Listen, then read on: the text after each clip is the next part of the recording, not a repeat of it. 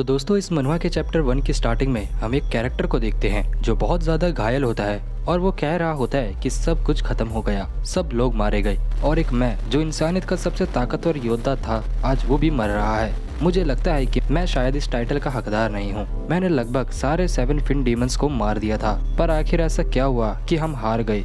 कहीं इन सब में 8 फिन डीमन तो नहीं था?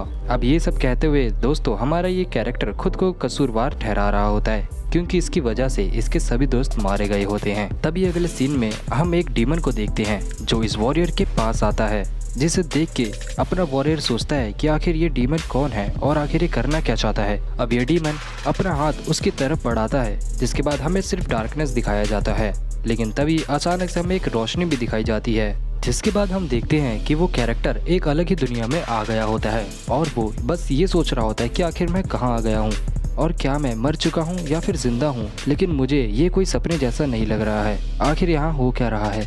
अब दोस्तों अपना ये मेन कैरेक्टर चिल्लाने लगता है कि इसकी बॉडी और इसका हैंडसम फेस कहाँ गया और आखिर ये कहाँ आ चुका है, जिसके बाद सीन चेंज होता है और हमें पता चलता है कि वो कैरेक्टर एक हेलियस नाम की सिटी में आ गया होता है, जहां एक आदमी कुछ लोगों को एक वॉरियर होने के मायने बता रहा होता है और इस आदमी का नाम जी यांग तांग होता है, जो हेलियस सिटी के 3rd स्क्वाड्रन का लीडर होता है। अब दोस्तों उस लीडर के द्वारा हमें पता चलता है कि वो हमारा मेन कैरेक्टर सन 3069 में आ चुका है, जहाँ एंशिएंट किंग के द्वारा दुनिया में एक एपोक्लिप्स लाया गया था, जिसमें हजारों की संख्या में डीमंस ने इंसानों पर हमला कर दिया था, जिनसे बचने के लिए इंसानों ने कई समय बाद एक तरीका निकाला था जिनसे वो डीमंस के अगेंस्ट फाइट कर सकते थे, और वो तरीका था ग्राफ्टिंग इक्विपमेंट का।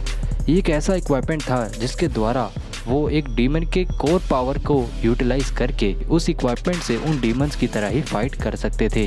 दोस्तों अब इन सब के बीच में हमें ये भी पता चलता है कि हमारा मेन कैरेक्टर का नाम आंग होता है, जो 60 साल पहले पूरी दुनिया के वॉरियर्स के साथ डीमंस पर अटैक करने गया था और वो युद्ध लगभग 5-6 हफ्तों तक चला था, जिसे डिमोनिक वेव इन हिस्ट्री के नाम से जाना जाता है। और उस युद्ध में इंसानों ने डीमंस को हरा दिया था, जिसके बाद वो 60 साल से खुशहाली से जी रहे हैं।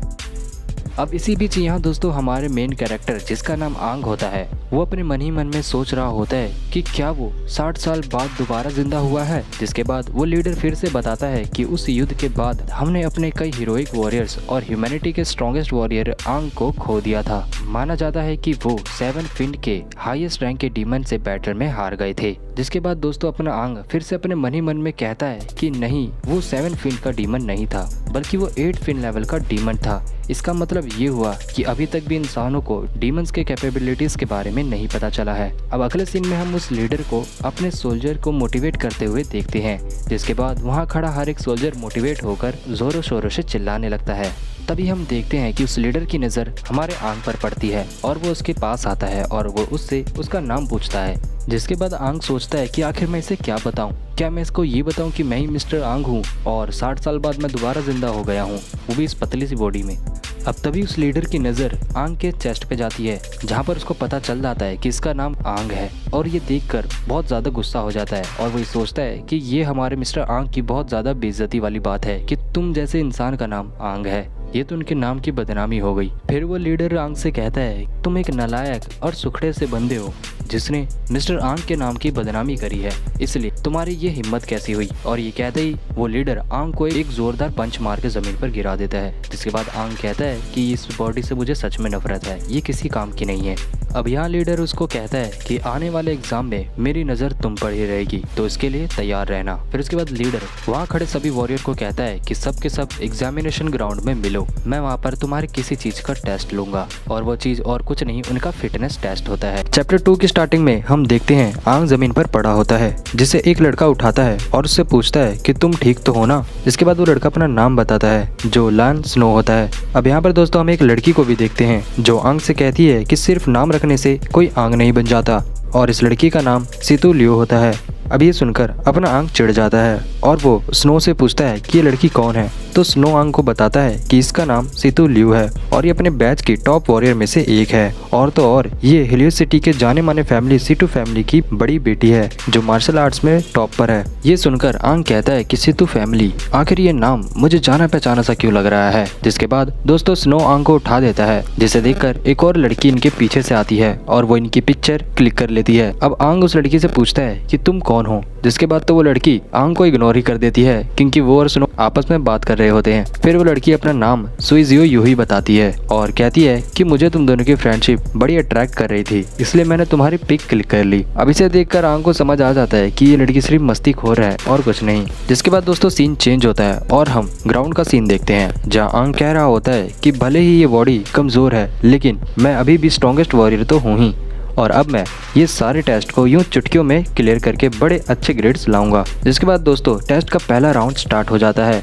जो लॉन्ग डिस्टेंस मैराथन होता है। और इस रेस के स्टार्ट होते ही आंग बड़ी तेजी से भागता है और कहता है कि मैं अब एक न्यू रिकॉर्ड बनाऊंगा जो कोई नहीं तोड़ पाएगा। और दोस्तों ऐसा होता भी है क्योंकि आंग सबसे लास्ट प्लेस पे आता है और उसने सबसे ज्यादा टाइम लेकर लास्ट आने का रिकॉर्ड बनाया होता है। अब दोस्तों यहाँ बैक टू बैक 2 और टेस्ट होते हैं जिसमें आंग सबसे लास्ट में ही आता है, जिसे देखकर वो बहुत ज्यादा शॉक हो जाता है कि सबसे लास्ट में मैं कैसे आ सकता हूँ। इसी बीच चेले पर नमक छिड़कने स्नो आता है और वो कहता है कि भाई तूने तो सबसे खराब रिजल्ट लाने में अपना नाम इतिहास के पन्नों में लिख दिया है। और दूसरी तरफ सुइजियो भी उसकी स्नैप ले रही होती है और उसे चिढ़ा रही होती है। ग्राउंड के साइड में ही हम देखते हैं कि एक कोच कैप्टन से कह रहा होता है कि कैप्टन वो लड़का आंग जो है वो किसी काम का नहीं है और उसके रिजल्ट भी बहुत खराब आ रहे हैं, तो हमें उसे इसी राउंड में एलिमिनेट कर देना चाहिए। ये सुनकर कैप्टन उससे बोलता है कि मुझे तो उसके लिए कोई होप नहीं है, लेकिन अगले राउंड में पार्टिसिपेट करना उसका अधिकार है, तो वो अधिकार मैं उससे नहीं छीन सकता, इसलिए उसे अगले राउंड में पार्टिसिपेट करने दो,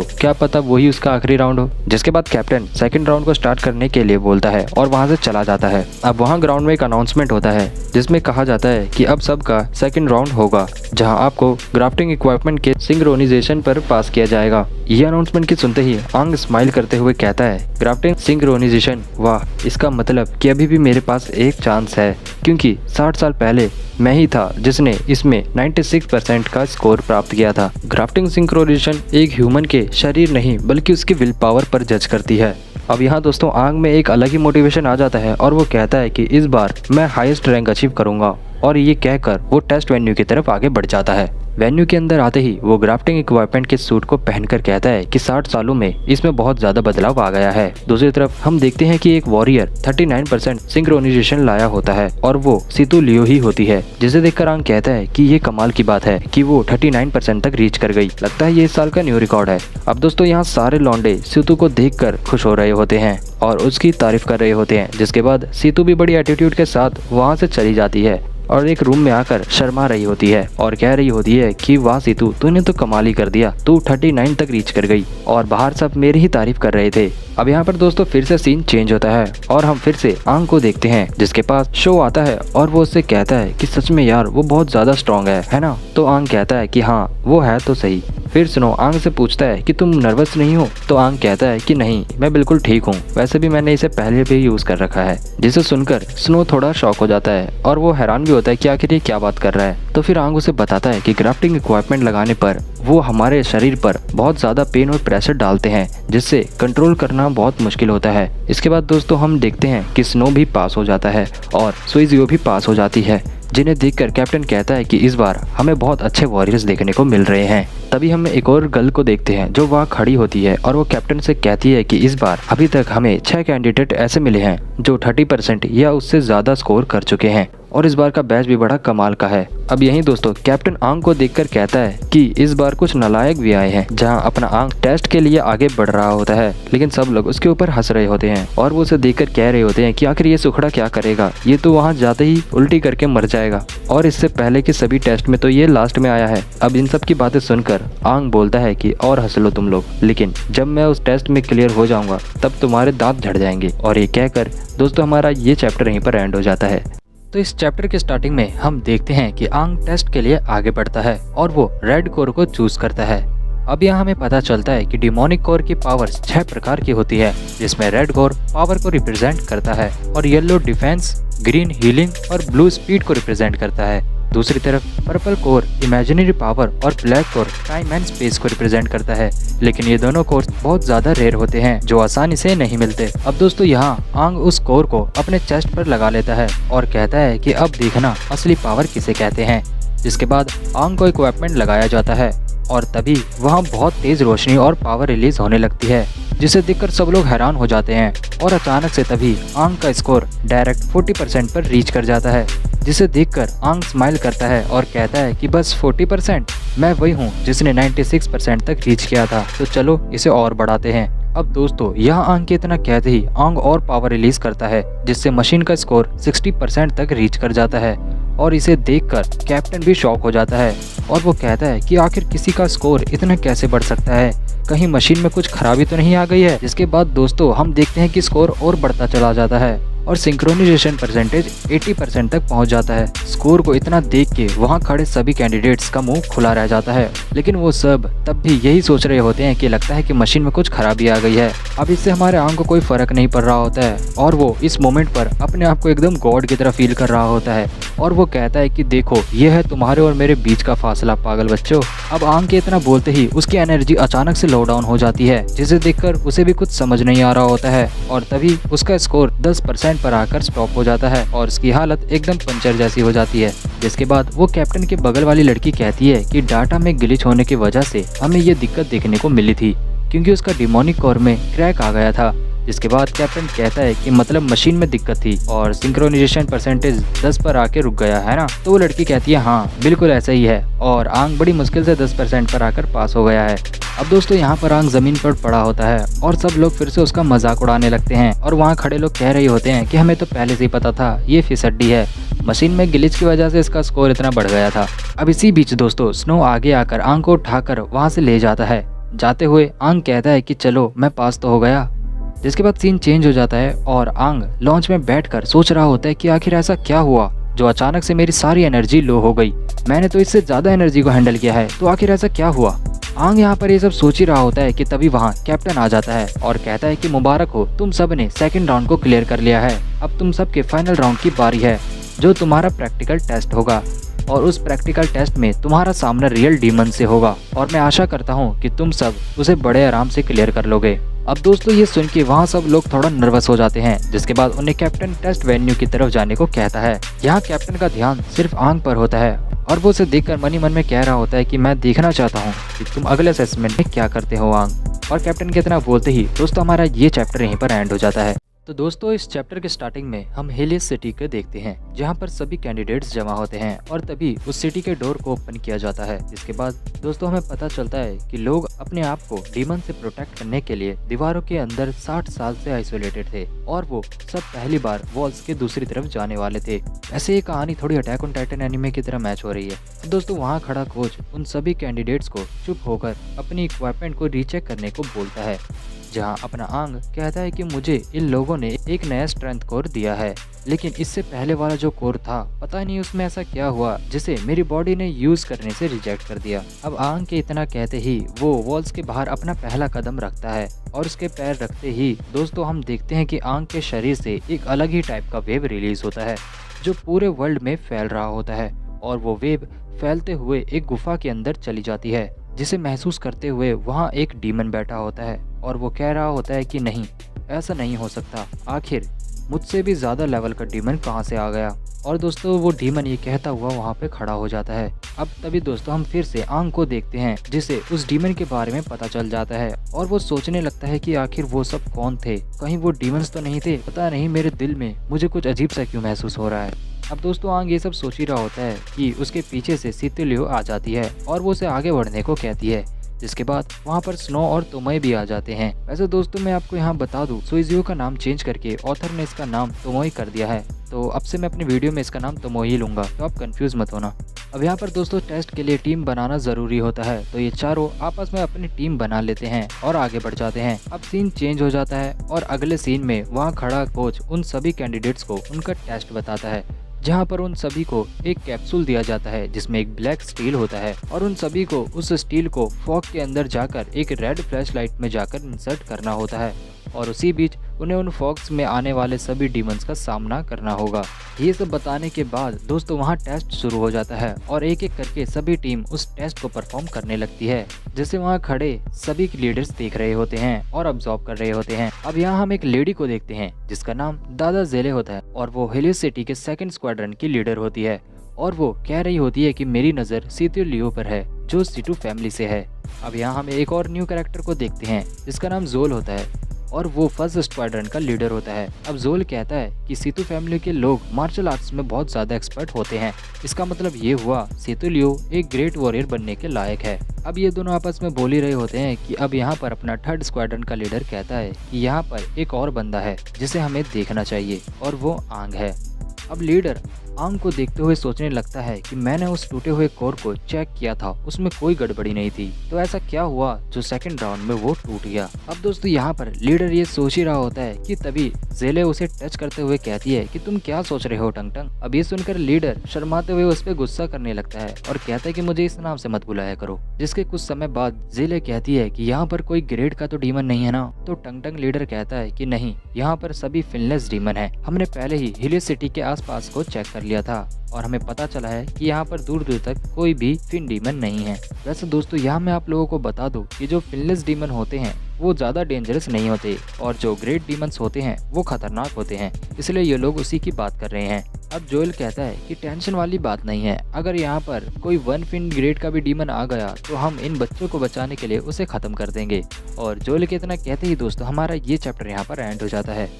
तो इस चैप्टर के स्टार्टिंग में हम देखते हैं कि वहाँ एक एक करके सभी टीम अपना असेसमेंट क्लियर कर रहे होते हैं, जिसके बाद आंग की टीम का नंबर आता है और कोच उनको तैयार होने के लिए कहता है। अब यहीं हमारे चारों धुरंधर टेस्ट के लिए एकदम एक्साइटेड दिखते हैं। अब हम यहाँ पर देखते हैं कि आंग के हाथ में जो ब्लैक स्टील वाला कैप्सूल होता है उसे अचानक से सेतु लियो छीन कर आगे भाग जाती है और वो कहती है कि चलो तुम सब मेरे पीछे आओ। जिसके बाद आंग थोड़ा गुस्सा हो जाता है और वो कहता है कि इसे हर समय बस अटेंशन ही चाहिए होती है। अब दोस्तों यहाँ पर ये चारों अपने टेस्ट को पूरा करने के लिए उस रेड फ्लैशलाइट की तरफ भागने लगते हैं और यहाँ तो भाई ये सीतु लियो बड़े खतरनाक स्टंट करते हुए आगे बढ़ रही होती है और 1 मिनट के अंदर ही वो बैक फ्लिप मार के उस कैप्सूल को रेड लाइट में इंसर्ट कर देती है, जिसे देखकर दादा जेले कहती है कि वाह, सीतु लियो के पास तो हीलिंग वाला कोर है लेकिन तब भी वो स्पीड कोर की तरफ वर्क कर रही है। सच में मार्शल आर्ट की अलग ही पावर होती है। अब दोस्तों हम देखते हैं कि अचानक से सीतु लियो के तरफ डीमंस अटैक करने आ रहे होते हैं, जिसे देखकर आंग स्नो को अटैक करने को बोलता है। जिसके बाद तो स्नो भाई साहब हल्क की तरह उड़ता हुआ जाके वहाँ एंट्री मारता है और अपने शील्ड की पावर से उन डीमंस को रोककर उन पर अटैक कर देता है और उन्हें एक ही पंच मारकर दूर कर देता है। ये देखकर टंग टंग लीडर कहता है कि वाह, अभी से ही वो अपनी कोर पावर को बड़े अच्छे से इस्तेमाल करना सीख गया है। अब उसके बाद दोस्तों आंग उन सब से कहता है कि चलो अब इन डीमंस को एक एक करके खत्म करते हैं, जिससे सुन के तो तुमई खुश हो जाती है और वो उन डीमंस को मारने के लिए बहुत ज़्यादा एक्साइटेड होती है। और दूसरी तरफ सीतु लियो कहती है कि ये भी कोई बोलने की बात है क्या, और ये कह के वो चारों के चारों उन डीमंस पर टूट पड़ते हैं। जहाँ हम पहले तुमई को देखते हैं जो अपनी स्पीड की पावर से डीमन को बहुत सारे कट मार के उसे जमीन की ओर ढकेल देती है और फिर स्नो अपनी फिजिकल पावर से एक पंच में ही उस डीमन को ढेर कर देता है। वैसे यहाँ पे ये तोमई ऐसा झुक जाती है जिसे देखकर ये ठर के खुश हो रहा होता है और टंग टंग लीडर इसे डांट रहा होता है कि ये तू क्या देख रहा है। दूसरी ओर सीतु लियो अपने नाइफ को वहाँ खड़े एक डीमंस में घुसा देती है और तभी हम देखते हैं कि अचानक से उसका वो नाइफ बॉम्ब की तरह ब्लास्ट हो जाता है और वो डीमन ऊपर वाले को प्यारा हो जाता है। अब इन सब के बीच में हम अपने मेन कैरेक्टर आंग को देखते हैं जो अपनी टेक्निक से डीमन को मार रहा होता है और वो पहले डीमन के नेक, चेस्ट और पेट में कट मारता है, लेकिन तब भी वो डीमन नहीं मरता। जिसके बाद वो कहता है इस बॉडी में इतनी एनर्जी नहीं है कि मैं नॉन स्टॉप इसको मारता रहूं, इसके लिए मुझे पावर के साथ टेक्निक का भी इस्तेमाल करना होगा। और इतना कहते ही आंग उस डीमन को मारने के लिए फिर से आगे बढ़ जाता है, लेकिन यहाँ पर वो डीमन ही पहले आंग पर अटैक कर देता है, जिससे बचते हुए अपना आंग उस डीमन को अपने चाकू से स्टैब कर देता है। लेकिन तब भी उस डीमन को कुछ फर्क नहीं पड़ता और वो दोबारा आंग पर अटैक करता है।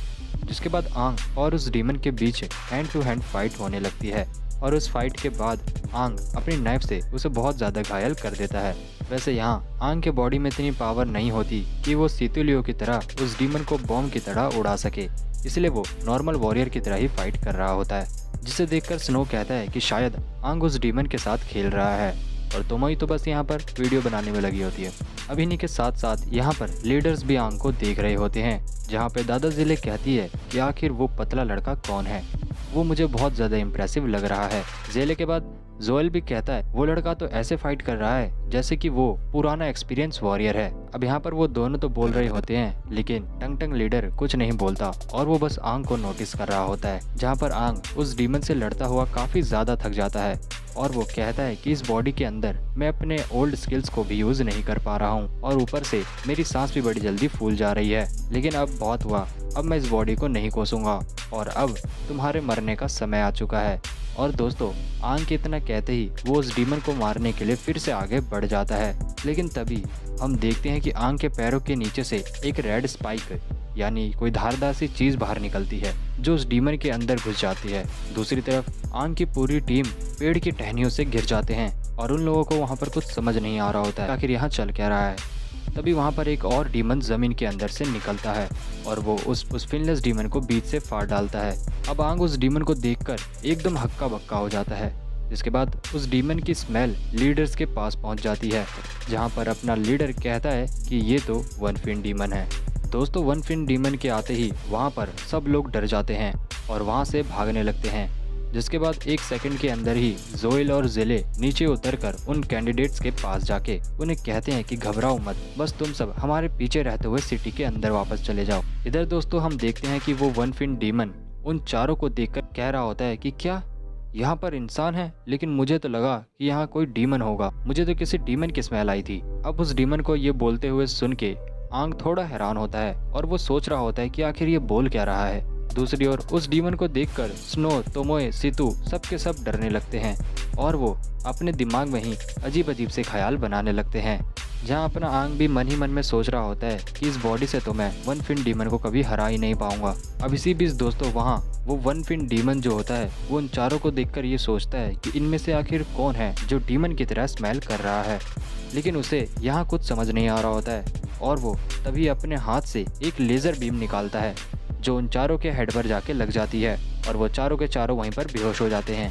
अब इतना कुछ होने के बाद दोस्तों हम देखते हैं कि तभी वहाँ पर जोएल और ज़ेले लीडर्स आ जाते हैं और वो उस डीमन को उन चारों को छूने से मना करते हैं, जिसे देखकर वो डीमन अलर्ट हो जाता है और वो बिना टाइम वेस्ट किए वहाँ पे अपनी पावर से एक होल बना के भाग जाता है, जिसके बाद हमें पता चलता है कि वो डीमन अपने साथ उन चारों को भी ले गया होता है। और ऐसा देखकर जोएल लीडर बहुत ज़्यादा गुस्सा हो जाता है और वो वहाँ पर चिल्लाने लगता है। अब दोस्तों हमारा ये चैप्टर यहाँ पर एंड हो जाता है। तो 7 चैप्टर के स्टार्टिंग में हम देखते हैं कि उस वन फिन डीमन के निशानों का पीछा करते हुए जोएल और ज़ेले एक जगह पर पहुँचते हैं, जहाँ पर ज़ेले कहती है कि टंग ने तो पूरी जगह को एक हफ्ते पहले ही चेक कर लिया था, तो आखिर यहाँ पे वन फिन लेवल का डीमन कहाँ से आ गया, वो कभी इन कामों में चूक नहीं करता, तो ये कैसे हुआ। अब तभी दोस्तों हम देखते हैं कि यहाँ पर टंग लीडर उड़ता हुआ आता है और वो आते ही उन दोनों से कहता है कि तुम लोग रुक क्यों गए, आखिर बच्चे कहाँ हैं। जिसके बाद जोएल उसे शांत होने को कहता है और उसे बताता है कि उस डीमन के निशान यहीं तक थे, शायद वो डीमन यहाँ से अंडरग्राउंड डग करके भाग गया है। जिसके बाद दोस्तों टंग लीडर वहाँ जमीन पर बैठ जाता है और उसे वहाँ पर एक फ्लैशबैक दिखाई देता है, जिसे देखकर वो एक जोरदार पंच जमीन पर मार के वहाँ की जमीन को शैटर कर देता है और फिर खुद को कसूरवार ठहराने लगता है कि उसी की वजह से वो बच्चे डीमन के हाथ आ गए, उसने ही सही से उस जगह को चेक नहीं किया था। अब यहाँ पर जोएल कहता है कि हमें वापस सिटी में जाना होगा क्योंकि वहाँ पर लोग पैनिक कर रहे होंगे और हम तीनों सिटी से ज़्यादा दूर नहीं जा सकते हैं, इसलिए हमें एक्सप्लोरेशन पार्टी को भेजना होगा जो उस डीमन को आगे जाके ढूंढेगी। अब इन सब के बीच में दादा ज़ेले टंग को टच करते हुए कहती है कि काम डाउन टंग, हमें पता नहीं था कि उन बच्चों के साथ कुछ ऐसा हो जाएगा। जिसके बाद दोस्तों यहाँ पे टंग लीडर ज़ेले को धक्का देते हुए कहता है कि तुम दोनों वापस सिटी में चले जाओ, मैं थोड़ा और उनको ढूंढकर वापस आ जाऊंगा। जिसके बाद जोएल कहता है कि तुम पागल मत बनो, तुम्हें शाम होने से पहले सिटी में पहुंचना है। जिसके बाद टंग कहता है कि हाँ मुझे पता है, तुम लोग जाओ मैं आ जाऊंगा। और ये कहकर टंग लीडर वहाँ से चला जाता है। टंग लीडर के वहाँ से जाते ही ज़ेले जोएल को बताती है कि उसे समझाना बहुत मुश्किल है क्योंकि बहुत पहले उसके छोटे भाई को भी इसी तरह किसी डीमन ने ज़मीन में खींचकर ले गया था और अगर आज उसका भाई जिंदा होता तो वो भी उन बच्चों की उम्र का होता। मुझे लगता है कि उसे इन बच्चों में अपना भाई दिख रहा है। अब दोस्तों यहाँ पर हम देखते हैं कि सीन चेंज हो जाता है और हम एक गुफा का सीन देखते हैं जहाँ पर आंग होश में आकर सोचता है कि वो कहाँ पर है। अभी हम देखते हैं कि वो वन फिन डीमन उसके पीछे से आता है और वो उसे कहता है कि तुम होश में आ गए, वाह तुम बाकियों से अलग हो जो इतनी जल्दी होश में आ गए। और इसके इतना कहते ही वो डीमन आंग को मार के उसे थोड़ा घायल कर देता है, जिसके बाद आंग को ब्लड आने लगता है। अब यहाँ पर वो डीमन आंग से पूछता है कि तुम आखिर हम डीमंस की तरह स्मेल क्यों कर रहे हो और तुम्हारे अंदर से ऐसी स्मेल क्यों आ रही है कि जैसे तुम मुझसे ज़्यादा स्ट्रांग हो। जिसके बाद आंग कहता है कि आखिर तुम किस बारे में बात कर रहे हो, और वो इतना कहते ही अपने कोर पावर का यूज़ करके खुद को रिलीज कर लेता है और उस डीमन पर अटैक कर देता है, जिसे वो डीमन बड़े प्यार से डॉज कर लेता है। अब आंग उससे दूर हटकर सोचते हुए कहता है कि मुझे इन तीनों को बचाना होगा, और ये सोचते हुए वो फिर से आगे बढ़ता है, जहां वो अटैक करते हुए कहता है कि ये रेड कोर डीमन है और इसके फ्लेक्सिबल जॉइंट्स इसके मूवमेंट को तेज़ और फुर्तीले बनाते हैं। लेकिन तभी उसी समय उसके जॉइंट्स प्रोटेक्शन लूज भी कर देते हैं, इसलिए वही समय होगा मैं उस पर वार करूं।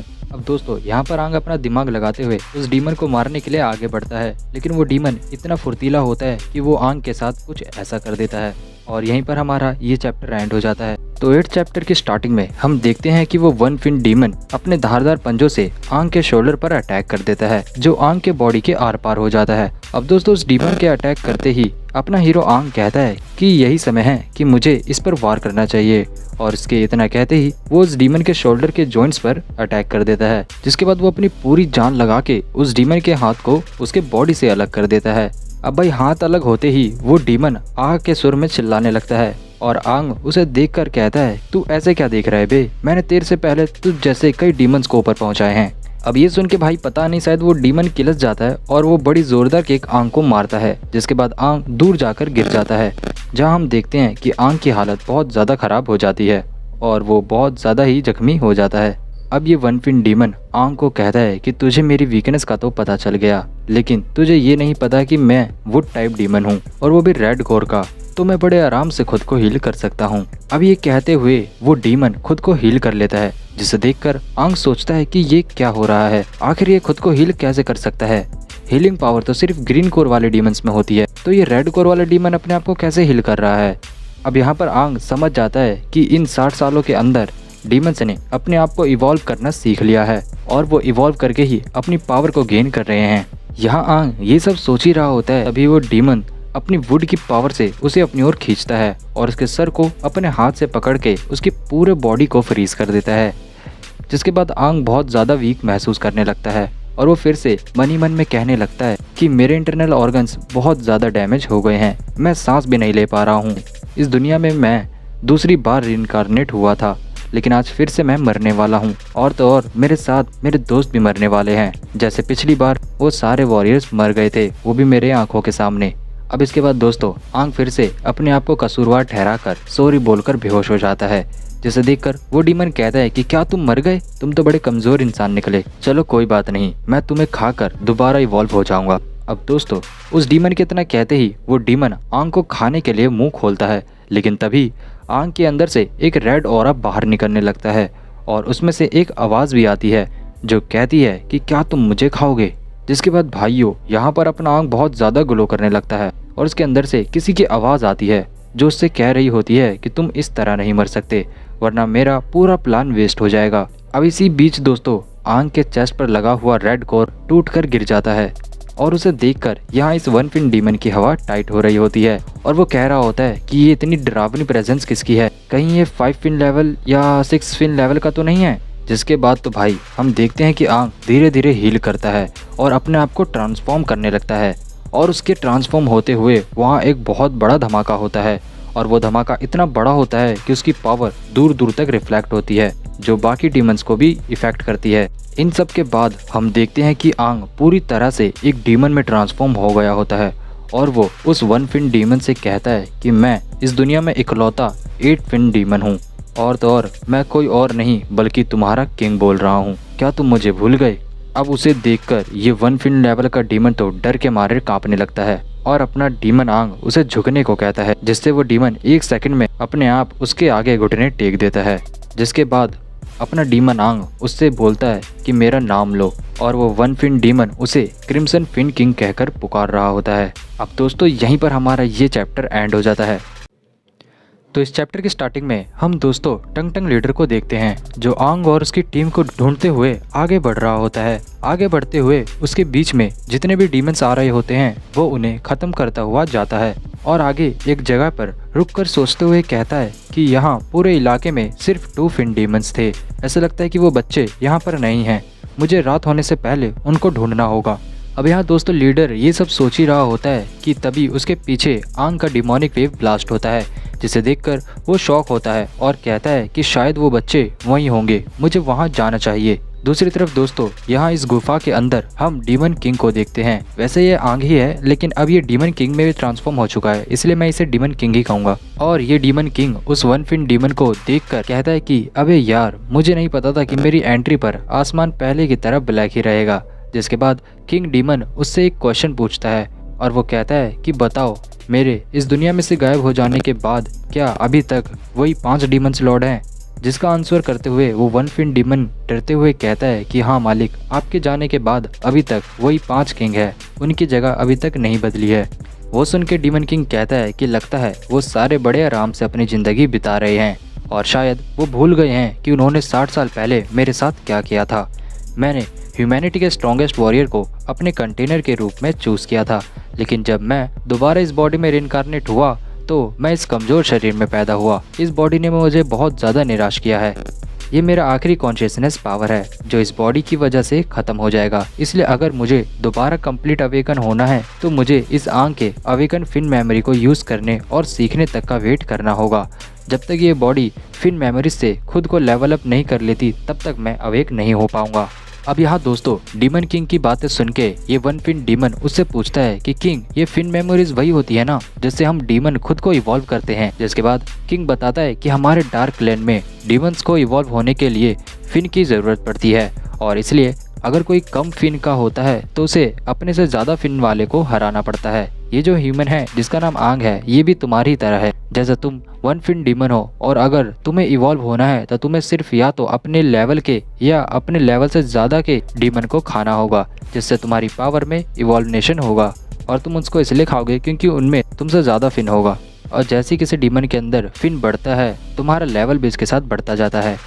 अब यहाँ दोस्तों मैं आपको आसान भाषा में समझाऊं तो आप ये समझ लो कि ये किंग डीमन चाहता है कि आंग को अपने से ज़्यादा पावरफुल डीमन को हराना होगा, जिससे वो जल्दी इवॉल्व होगा। ये सुनते ही वो 1 फिन लेवल का डीमन किंग के आगे चापलूसी करने लगता है और कहता है कि मैं आपकी मदद करूंगा किंग, मुझे अपना चेला बना लो। जिसे सुनते ही डीमन उसके सर को उसके बॉडी से एक ही वार में अलग करके बोलता है कि तुम मेरी मदद करोगे, तुम अभी इसे लायक नहीं हुए हो। और उसके बाद वो किंग डीमन 1 फिन लेवल के अंदर के डीएनए को आंग के डीएनए से मिलाकर कहता है कि ह्यूमन वॉरियर, मैं तुम्हारा पहला स्टेप क्लियर कर रहा हूँ, इसलिए फ्यूचर में जब तुम इवॉल्व होंगे तो मुझे डिसअपॉइंट मत करना। मैं चाहता हूँ कि तुम 8 फिन मेमोरीज तक लेवल अप करो। और उसके इतना कहते ही वो डीमन किंग आंग को दोबारा जिंदा करके उसे फ्री कर देता है और कहता है कि समय आने पर मैं दोबारा जिंदा होऊंगा। अब यहाँ दोस्तों आंग के डीएनए में चेंजेस होने लगते हैं, जिससे आंग के चारों ओर डीमन ऑरा उसे घेर लेता है। तभी दोस्तों हम फिर से डार्कनेस को देखते हैं और उसके बाद अचानक से 60 साल पहले का सीन फिर से दिखाया जाता है, जहां आंग के साथी वॉरियर उसे बचाने के लिए गुहार लगा रहे होते हैं। और जैसे ही आंग उनको टच करता है वो सब कहते हैं कि हम लोग पहले ही मर चुके हैं, लेकिन तुम अभी तक जिंदा क्यों हो? अब इतना होते ही अचानक से दोस्तों सीन चेंज होता है और आंग होश में आ जाता है और वो खुद को हॉस्पिटल के अंदर पाता है, जहां वो कहता है कि चलो ये सब एक सपना था। अब यहाँ आंग होश में आता ही है कि तभी वहाँ पर उसके दोस्त आ जाते हैं और वो उससे कहते हैं कि क्या बात है आंग, फाइनली तुम जाग गए। और उसके बाद तुमोई आंग के पास आके कहती है कि तुम्हारे हेयर का कलर कैसे चेंज हो गया, कहीं ये उस डीमन की वजह से तो नहीं हुआ? अब तुमोई को ऐसे बोलते हुए सुन के आंग कहता है कि तुम क्या बात कर रही हो और क्या तुम सब ठीक हो? और तुम्हें याद है कि हम सबको पकड़ के 1 फिन लेवल का डीमन ले गया था? जिसके बाद दोस्तों आंग ये सब बोल ही रहा होता है कि हम देखते हैं वहाँ पर बाकी लीडर्स भी आ जाते हैं, जहाँ टंग टंग लीडर आंग से पूछता है कि उस दिन गुफा में क्या हुआ था। जिसे देखकर आंग कहता है कि याओ टैंग कैप्टन, आप यहाँ क्या कर रहे हैं? तब दादा जेले बताती है कि तुम लोगों को उस गुफा से उठाकर टंग टंग ही यहाँ लाया था। जिसे सुन के कैप्टन कहता है कि मुझे टंग टंग बुलाना बंद करो। जिसके बाद जिले फिर से कहती है ठीक है टंग टंग। अब यहाँ ये तीनों भी टंग टंग का नाम सुन के हैरान होते हैं। अब मजाक से हटकर जोएल उन सबको बताता है कि तुम चारों हमें गुफा के बाहर बेहोशी की हालत में मिले थे, और तो और वो 1 फिन लेवल का डीमन भी पता नहीं कहाँ चला गया था, वो हमें दूर दूर तक नहीं मिला। इसके बाद दोस्तों दादा जिले आंग को मिरर देते हुए कहती है कि तुम कुछ याद करने की कोशिश करो, क्योंकि ये तीनों तो कुछ देर में ही होश में आ गए थे, लेकिन तुम ही हो जो कोमा में थे और तुम्हारे अंदर ही चेंजेस देखने को मिले हैं, तो तुम्हें कुछ याद होगा। जिसके बाद दोस्तों आंग खुद को मिरर में देखता है, जहाँ उसके हेयर अपने आप ही वाइट हो गए होते हैं और वो मन ही मन सोच रहा होता है कि अच्छा, तो इसलिए तुम्हें मेरे हेयर कलर के बारे में बोल रही थी, लेकिन मुझे कुछ याद क्यों नहीं है। मुझे बस इतना याद है कि उस डीमन ने मुझ पे अटैक करा था, जिसके बाद मैं बेहोश हो गया था। अब इस सीन में दोस्तों आंग बड़ी दुविधा में होता है, क्यों उसे कुछ याद नहीं है। और तो और वो ये सोचने लगता है कि उसे इन सब को सच बता देना चाहिए कि यही ग्रेट वॉरियर आंग है जो रिनकारनेट हुआ है, लेकिन इसकी बातों पर ये लोग विश्वास नहीं करेंगे। इसलिए इन्हीं सब को सोच के वो बहुत ज़्यादा टेंशन में आने लगता है। दूसरी तरफ कैप्टन भी अपने मन ही मन में सोच रहा होता है कि क्या ये सच में बेहोश था या फिर मैं कुछ ज़्यादा ही सोच रहा हूँ। अब यहाँ पर दोस्तों हम फ्लैशबैक का सीन देखते हैं, जहाँ टंग टंग लीडर उस गुफा में गया था तो उसे वहाँ पर डीमन के खूनों के निशान दिखे थे। अब फिर से जोएल आंग से पूछता है कि तुम्हारा नाम आंग है ना? मैंने तुम्हें टेस्ट में देखा था, तुम जब फाइट करते हो तब तुम इतना काम कैसे रहते हो? क्या तुम पहले भी डीमंस के अगेंस्ट लड़ चुके हो? जिसे सुनते ही आंग कहता है कि अरे नहीं, मैं तो बस ऐसे ही अपने दिमाग का यूज करके चीज़ों को एनालाइज करता हूँ। इसी बीच आंग को अपना टेस्ट याद आता है, तो वो अपने टेस्ट के रिजल्ट के बारे में पूछता है, जहां उसे तोमोई बताती है कि कैप्टन ने उन सब को पास कर दिया होता है और उनके फेथ को देखकर उन चारों की एक टीम बना दी होती है। इन सब के बीच में सितुलियो कहती है कि बाकी टीम्स के मुकाबले हम अभी पीछे चल रहे हैं, जिसे सुन के आंग को कुछ पल्ले नहीं पड़ता। तो कैप्टन उसे बताता है कि एक टीम को आगे बढ़ने के लिए मिशन क्लियर करके पॉइंट्स ऑब्टेन करने होते हैं। तुम 3 दिन से कोमा में थे, इसलिए तुम्हारी टीम अभी 0 पॉइंट्स पर है। जिसे सुनते ही आंग जोर से चिल्लाता है कि क्या मैं 3 दिन से कोमा में था? अब यहाँ दोस्तों सीन चेंज होता है और हमारे वॉरियर्स तैयार होकर सिटी में आते हैं, जहाँ उन्हें देखकर लोग कह रहे होते हैं कि देखो, ये लोग 3 दिन पहले ही वॉरियर्स बने हैं और इनकी उम्र भी बहुत कम है। ये इतनी कम उम्र में वॉरियर्स कैसे बन गए? ये तो बहुत कमाल की बात है। अब यहाँ पर हमारा कैप्टन आता है और वो उन सबको कॉन्ग्रेचुलेट करते हुए कहता है कि तुम सब आज ऑफिशियली वॉरियर बन चुके हो, इसलिए अब तुम सब यहाँ के रूल सुन लो। तुम चारों की टीम मेरे अंडर में आती है और साथ में ही 8 और टीम है जिनको मैं चार्ज कर रहा हूँ, इसलिए तुम्हें उन सबको पीछे छोड़कर आगे निकलना है। अब ये सुन के आंग कहता है कि उनसे आगे निकलने से आपका क्या मतलब है? जिसके बाद कैप्टन उसे टीम पॉइंट रैंकिंग के बारे में बताता है, जहां उन सबको उसकी 8 टीम्स में से ऊपर निकलना होगा और टॉप प्लेस पर अपनी जगह बनानी होगी और उसके लिए उन्हें अलग अलग रैंक के मिशन को क्लियर करना होगा, जिससे उन्हें पॉइंट्स मिलेंगे और वो बाकियों के मुकाबले ज़्यादा लेवल अप करेंगे। और जो महीने के आखिरी में टॉप 6 टीम होगी उन्हें प्राइज मिलेगा, मगर जो उनसे नीचे रहेगी उन्हें पनिशमेंट मिलेगा और उन लोगों को क्लीनिंग के काम में लगा दिया जाएगा, जो अगले बैच के आने तक साफ सफाई करने का काम करेगी।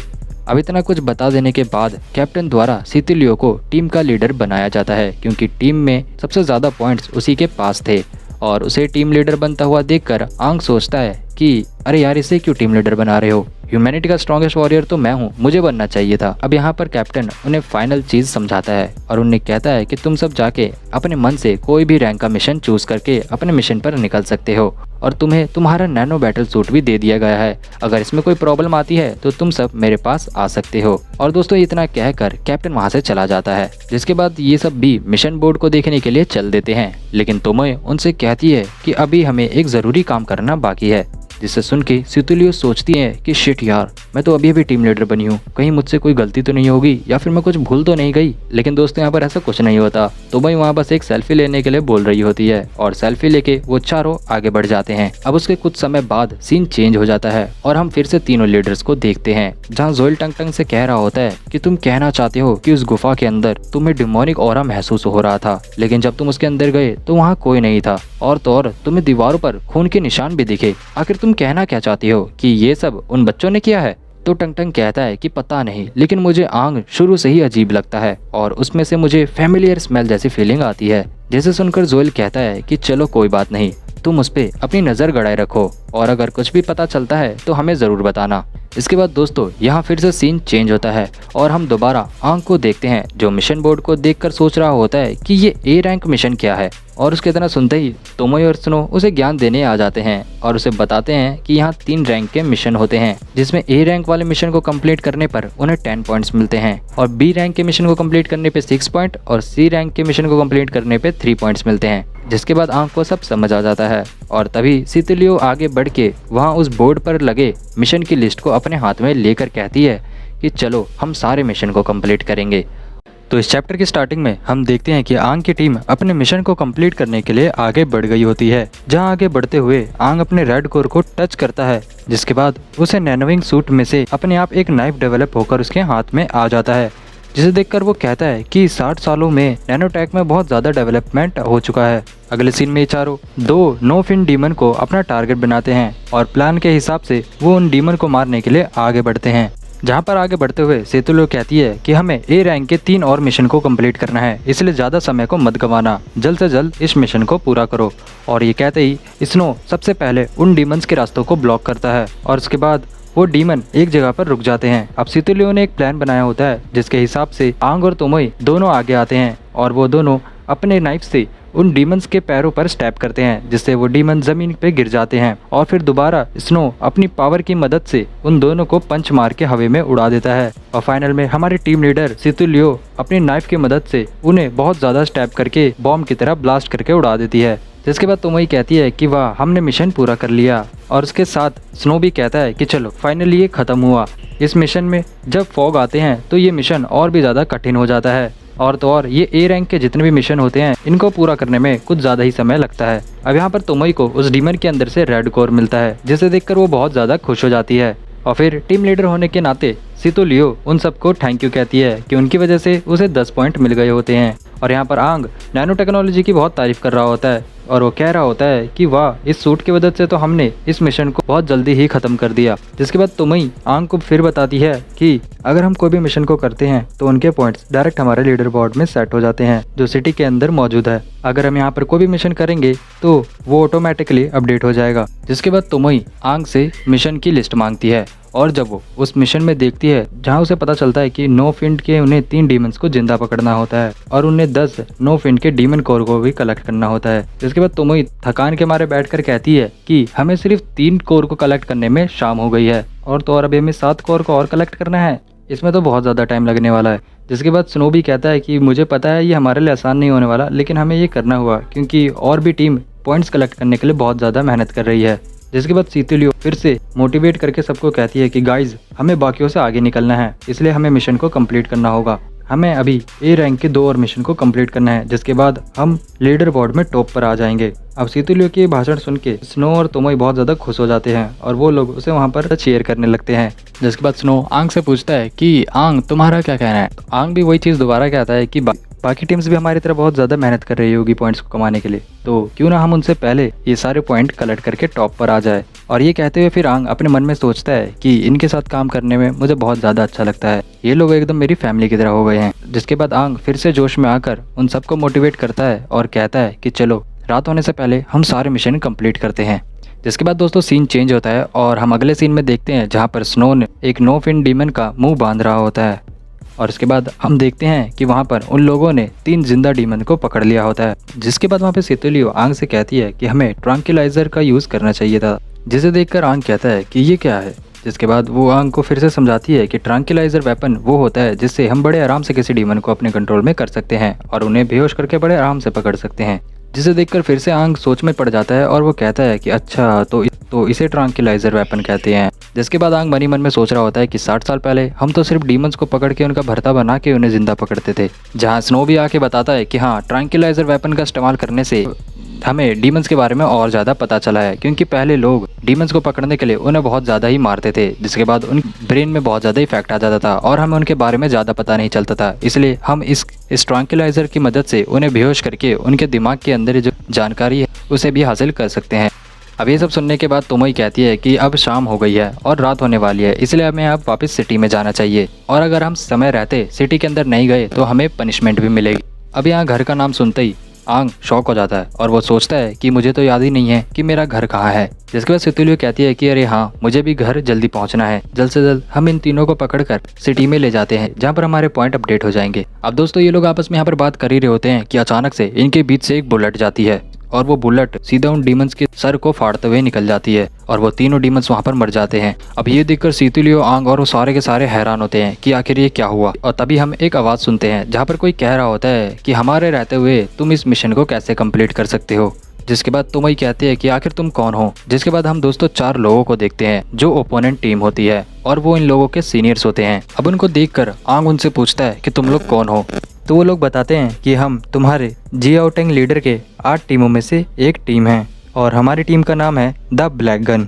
आसान शब्दों में कहूँ तो हम तुम्हारे सीनियर्स हैं। अब दोस्तों यहाँ पर ये मास्क वाला आदमी अपनी टीम की एक बंदी से पूछ रहा होता है कि इस बार कितने न्यू बैच के टीम हमारे स्क्वाड में आए हैं। तो वो लड़की बताती है कि इस बार 3 आए हैं। अब यहाँ पर हमारी आंग की टीम कह रही होती है कि ये लोग कितने बेकार हैं, इन लोगों ने हमारा मिशन को फेल कर दिया। अब दोस्तों ये ब्लैक गन की स्क्वाड का ये जो लीडर होता है, जो ये मास्क वाला होता है, ये आगे बढ़ते हुए कहता है तुम लोगों ने ए रैंक का मिशन करने का सोचा, वो भी अपने मन से। तुम लोगों ने हमसे परमिशन क्यों नहीं ली? ऐसा लगता है कि तुम लोगों ने हमें सीरियसली नहीं लिया है ना। ये लोग यहाँ पर इतना बोल ही रहे होते हैं, लेकिन यहाँ पर सीतो लियो भाई साहब उन डीमंस को मरा हुआ देखकर एकदम गुस्से में आ जाती है, क्योंकि उन लोगों ने बड़ी मुश्किल से उन डीमंस को पकड़ा था। इधर ये मास्क वाला बंदा उनसे पूछ रहा होता है कि तुम्हारा लीडर कौन है और अभी तक तुम लोगों ने हमारे सामने सर क्यों नहीं झुकाया। अब वो बंदा ये इतना बोल ही रहा होता है कि सीतुलियो उसे मारने के लिए आगे बढ़ जाती है और अचानक से उसको किक मारती है, लेकिन वो बंदा भी बहुत तेज होता है और वो उसके किक को बड़े आराम से ब्लॉक कर देता है। अब ये देखकर मास्क वाला बंदा कहता है कि तुम्हारी हिम्मत कैसे हुई, आखिर तुम अपने सीनियर पर अटैक कैसे कर सकती हो।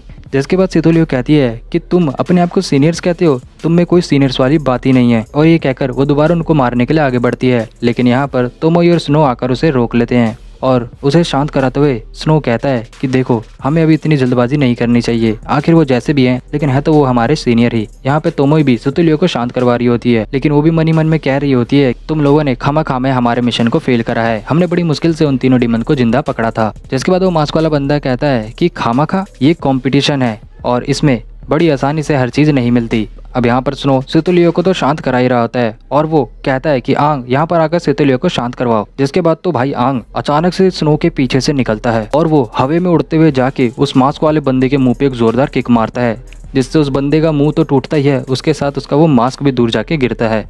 उस बंदे को किक मारते ही आंग वहाँ खड़ा होता है और कहता है तुम सीनियर्स कहलाने के लायक नहीं हो, हमने बड़ी मुश्किल से उन तीनों डीमंस को पकड़ा था और यहाँ पर तुम आकर हमारे मिशन को खराब किया है, तो इसके लिए तुम्हें पिटना तो पड़ेगा ही। अब आंग को ऐसा करके देख के स्नो और तोमोई तो हैरान हो जाते हैं और शॉक होते हैं, लेकिन सीतुलियो तो बहुत ज़्यादा खुश होती है क्योंकि वो ऐसा ही चाहती थी। मुंह तोड़वाने के बाद वो मास्क वाला बंदा कहता है तुम लोग बड़े बदतमीज़ हो, तुम लोगों ने अपने सीनियर के साथ ऐसे बिहेव कैसे किया।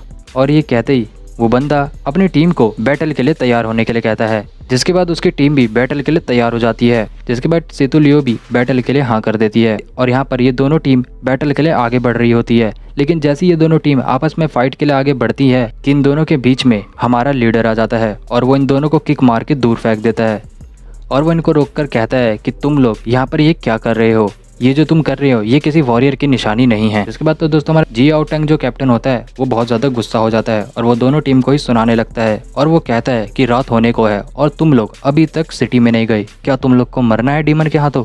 जिसके बाद तो भाई ये मास्क वाला जो बंदा रहता है, ये बंदा तो डायरेक्ट कैप्टन को चुगली करने लगता है और कहता है कि इन लोगों ने पहले हमको मारना स्टार्ट करा, इन लोगों को अपने सीनियर से बात करने की बिल्कुल भी तमीज़ नहीं है और इन लोगों ने मुझे मारा। जैसे देखकर भाई सीतुलियो कहती है तुम सच में कैप्टन से हमारी कंप्लेंट कर रहे हो, क्या तुम बच्चे हो। अब यहाँ पर ये इतना बोली रही होती है कि हमारी तोमई जो फोटोग्राफर रहती है वो कहती है कि कैप्टन हम लोगों ने यहाँ पर 3 जिंदा डीमंस को पकड़ा था, लेकिन इन लोगों ने उन तीनों डीमंस को गोली से मार दिया और हमारे मिशन को फेल कर दिया। मेरे पास तो फोटो भी है, क्या मैं आपको दिखाऊं। जिसे देखकर तो भाई स्नो भी हैरान होता है कि फोटो तुमने कब खींची। अब यहाँ पर यह सुनकर कैप्टन कहता है तुम लोगों ने जिंदा डीमंस पकड़ा था, वो ए रैंक वाला मिशन, क्या वो तुम लोग कर रहे थे। जिसके बाद सीतुलियो कहती है कि यस सर, हम लोगों ने 3 डीमंस को अलाइव पकड़ लिया था, लेकिन इन लोगों ने उन तीनों डीमंस को मार दिया और हमारे मिशन को फेल कर दिया। अब ये सुनकर कैप्टन बहुत ज़्यादा डिसअपॉइंट होता है और वो उन सबको बताता है कि ये कंपटीशन है। मैं मानता हूँ कि कंपटीशन में लोग एक दूसरे से बहुत ज़्यादा जलते हैं, लेकिन ये कोई तरीका नहीं होता, एक सच्चा वॉरियर कभी ऐसी हरकतें नहीं करता।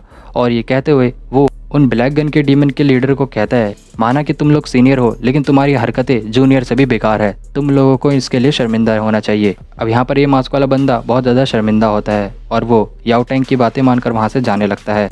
जाते जाते वो आंग से उसका नाम पूछता है तो आंग उसे अपना नाम बताता है कि मेरा नाम आंग है। जिसे सुनकर वो बंदा हंसने लगता है और अपनी टीम को बताता है कि ये देखो इसने ग्रेट वॉरियर के ऊपर अपना नाम रखा है। अब जाते जाते वो बंदा आंग को कह रहा होता है कि मैं तुम्हें बड़े आराम से ये पॉइंट्स ले जाने नहीं दूंगा। इस महीने के आखिरी में मैं प्रॉमिस करता हूँ कि तुम लोगों की टीम लीडर बोर्ड के बॉटम में होगी। और तो और ये जो तुमने मेरे गाल पे इतनी जोर से किक मारी है ना, इसका जवाब भी मैं तुम्हें बहुत जल्दी दूंगा।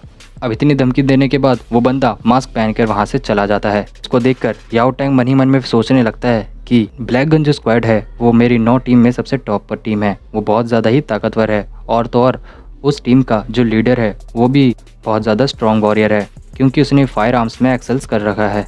अब ये कहकर यहाँ पर अपना याओ टैंग कैप्टन उन सबको वापस सिटी में जाने को कह देता है, जिसके बाद सितुलियो कहती है चलो ठीक है, जो भी हुआ उसे भूलते हैं और वापस सिटी में चलते हैं। और वो वापस सिटी की ओर जाते हुए आंग को कहती है कि तुम्हारी वो किक बड़ी कमाल की थी, मुझे पसंद आई, जिसे सुन के आंग भी थोड़ा खुश हो जाता है। अब यहाँ पर जाते हुए स्नो आंग से पूछता है कि आंग चलो तुम मेरे घर डिनर करने चलोगे, जिसके बाद आंग कहता है कि नहीं, मेरे पास आज रात में कुछ और करने का प्लान है।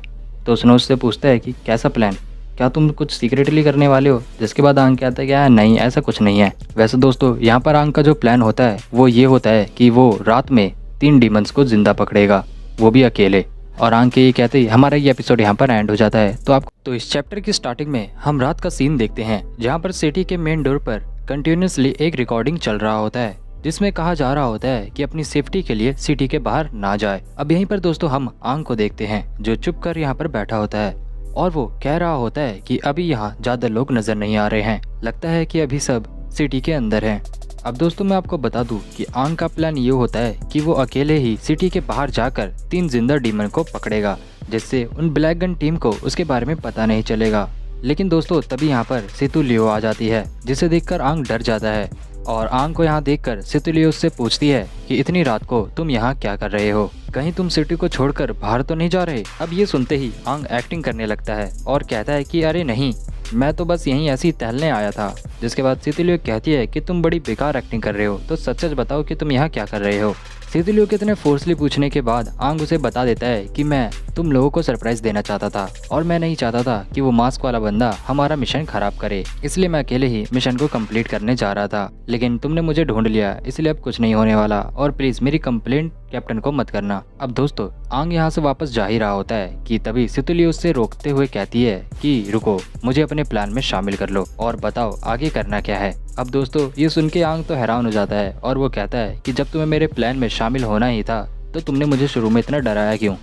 अब यहाँ पर सीन चेंज हो जाता है और हम 2 गार्ड्स को देखते हैं जो सिटी के वॉल पर पहरा दे रहे होते हैं, जिनमें से एक गार्ड कहता है यार रात में ऐसे पहरा देना बहुत ज्यादा बोरिंग काम है, हम गेट को पूरा बंद करके यहाँ से चलते हैं ना। अब ये सुनकर वो दूसरा बंदा कहता है कि धीरे बोलो, अगर ये बात स्क्वाड्रन के लीडर ने सुन ली तो तुम तो गए काम से। जिसके बाद वो दूसरा गार्ड अपने दोस्त को बताता है कि हम यहाँ इस गेट को इमरजेंसी के लिए आधा खोल कर रखते हैं क्योंकि कुछ साल पहले सिटी के बाहर 2-4 लोग फंस गए थे और वो मदद मांगते रह गए थे, लेकिन तब तक बहुत ज्यादा देर हो चुकी थी और डीमंस ने उन्हें मार डाला था। तब से ही सिटी के मेन डोर को हमेशा हाफ ओपन रखा जाता है ताकि किसी को अगर अपनी जान बचानी हो तो वो अंदर आ सके। अब इतना बताने के बाद वो बंदा अपने दोस्त को कहता है कि तुम टेंशन मत लो, हम ज्यादा बोर नहीं होंगे क्योंकि देखो मेरे पास कुछ है।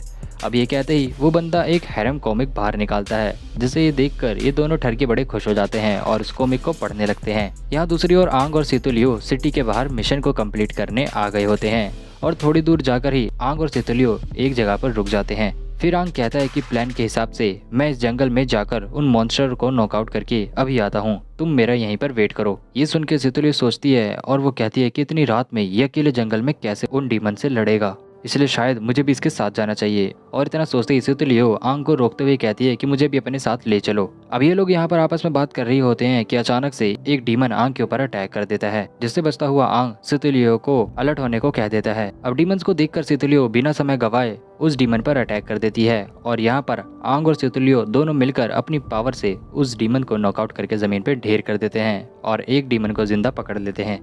अब कुछ देर होते ही दोस्तों यहाँ पर ये दोनों बैक टू बैक 2 डीमंस को और पकड़ लेते हैं और उन्हें जिंदा कैप्चर कर लेते हैं। डीमंस को पकड़ने के बाद आंग बहुत ज़्यादा थक जाता है और वो कहता है कि मुझे अपनी बॉडी को अभी और ताकतवर बनाना है, ये बॉडी अभी भी बहुत ज़्यादा कमज़ोर है। अब दोस्तों यहाँ पर सितुलियो एक डीमन को पकड़ के लाती है और कहती है चलो जल्द से जल्द इन्हें पकड़ के हम सिटी के अंदर ले जाते हैं। जिसके बाद आंग कहता है कि इनको यहीं छोड़ दो। तो सितुलियो कंफ्यूज हो जाती है और वो कहती है कि तुम्हारे कहने का मतलब क्या है, हमने बड़ी मुश्किल से इन डीमंस को पकड़ा है तो हम इनको यहाँ कैसे छोड़ सकते हैं। जिसके बाद आंग सितुलियो को बताता है कि 9 फिन डीमन जो होते हैं वो इतने इंटेलिजेंट नहीं होते हैं कि वो कहीं जा सके, इसलिए हम इनको यहाँ पकड़कर छोड़ सकते हैं, ये लोग यहाँ से कहीं नहीं जाएंगे। और वैसे भी हम दोनों ने मिलकर इनको इतना मारा है कि ये कहीं हिलने के लायक भी नहीं बचे हैं। कल हम जल्दी सुबह आकर इस जंगल में से इनको पकड़ कर ले जाएंगे। अब दोस्तों आंग को इतना बोलकर सेतुलियो बहुत ज़्यादा हैरान होती है और वह कहती है कि तुमको इनके बारे में इतना कुछ कैसे पता। अब दोस्तों यहाँ पर आंग उसको बताने ही वाला होता है कि तभी अचानक से उनके ऊपर से 2 डीमंस आते हैं और वो उन दोनों को देखकर हैरान हो जाते हैं। जहाँ पर वो एक डीमन कहता है कि आखिरकार हमने इस इंसान को ढूंढ ही लिया, और वो डीमन भी पहले की तरह 2 फिन लेवल के डीमन की तरह कह रहा होता है कि ये सच में हमारी तरह स्मेल कर रहा है। अब दोस्तों यहाँ पर एक नहीं बल्कि 2 डीमंस होते हैं, वो भी 1 फिन लेवल के, जिन्हें देखकर सेतुलियो और आंग दोनों हैरान होते हैं और वो सोच रहे होते हैं कि आखिर ये दोनों यहाँ पर कैसे आ गए, हम दोनों मिलकर भी इनका सामना नहीं कर पाएंगे। अब दोस्तों डीमंस के आते ही सिटी में भी लोगों को पता चल जाता है और वहाँ पर सायरन बज जाता है, जिसके बाद सारे लीडर्स वहाँ पर मिनट से पहले पहुँच जाते हैं और वो बोलते हैं कि जल्दी स्पॉटलाइट से यहाँ पर चेक करो कि यहाँ पर कौन से लेवल के डीमन आए हैं। अब इसके बाद दोस्तों यहाँ पर दादा जिले कहती है कि कहीं ये वो 2 फिन लेवल का तो डीमन नहीं है जो दोबारा रीअपीयर हुआ है। तो याओ टैंग बोलता है कि नहीं, ये वो नहीं हो सकता क्योंकि वो उस केव के अंदर मर चुका था, मैंने उसकी डेड बॉडी को देखा था। अब यहाँ पर वो अपनी स्पॉटलाइट से उन डीमंस को ढूंढते हैं, जहाँ पर वो स्क्वाड्रन के लीडर्स को बताते हैं कि यहाँ पर 2 1 फिन लेवल के डीमंस हैं, जिन्हें देखकर जोएल बहुत ज़्यादा हैरान होता है और वो कहता है कि आखिर ये 2 डीमंस एक साथ कैसे आ सकते हैं, क्या उनको कुछ अपनी तरफ आकर्षित कर रहा है जो बार बार ये रीअपीयर हो रहे हैं। अब ये देखकर दोस्तों जोएल दरवाज़ों को पूरी तरीके से बंद करने को कह देता है और डिफेंस सिस्टम के वेपन को ऑन कर देता है। लेकिन तभी यहाँ पर हमारा याओ टैंग लीडर उन्हें रुकने को कहता है, लगता है कि वहाँ उन डीमंस के पास कोई और भी है। अब उसके इतना कहते ही वहाँ पर जब स्पॉटलाइट मारा जाता है तो याओ टैंग लीडर को वहाँ पर सेतुलियो और आंग दिखते हैं, जिसे देखकर वो बहुत ज़्यादा गुस्सा हो जाता है और वो कहता है कि आखिर ये दोनों वहाँ पर क्या कर रहे हैं। अब उन दोनों की हरकत देखकर दादा जिले भी कहती है कि आखिर ये दोनों सिटी के बाहर इतनी रात को क्या कर रहे हैं। जिसके बाद कुछ वॉरियर्स वहाँ जंगल में स्पॉटलाइट्स को और मारते हैं और तभी उनको वहाँ पर वो बंधे हुए डीमंस दिख जाते हैं। अब ये देखकर याओ टैंग लीडर कहता है कि मुझे समझ आ गया, ये लोग लीडर बोर्ड में टॉप पर आने के चक्कर में इतनी रात को अकेले ही वो ए रैंक वाला मिशन करने के लिए वहाँ गए हैं। जिसे सुनकर जोएल कहता है कि ये लोग पागल हो गए हैं, ये लोग टॉप पर आने के लिए अपनी जान को भी गंवाने के लिए तैयार हो गए हैं, कैसे पागल वॉरियर्स हैं ये। अब ये सुनकर याओ टैंग कहता है कि एक बार इनको वापस आ जाने दो, फिर मैं इनको इतनी बुरी पनिशमेंट दूंगा कि ये सोच भी नहीं सकते। और ये कहते ही अपना टंग टंग लीडर वहाँ से उनको बचाने के लिए आगे बढ़ जाता है, जिसे देखकर दादा जेले जोएल को कहती है कि मैं भी उसके साथ जा रही हूँ, तुम यहाँ पर रहकर सिटी को कमांड करो। अब दोस्तों हम देखते हैं कि दादा जेले और याओ टैंग दोनों आगे बढ़ जाते हैं और जोएल लीडर यहाँ पर खड़े होकर सिटी को लीड कर रहा होता है और वो कह रहा होता है कि इन लोगों ने हमारी रात को खराब कर दिया। अब सीन चेंज होता है और हम यहाँ पर एक डीमन को देखते हैं जो कह रहा होता है कि उन लोगों को पता चल चुका है कि हम यहाँ पर हैं।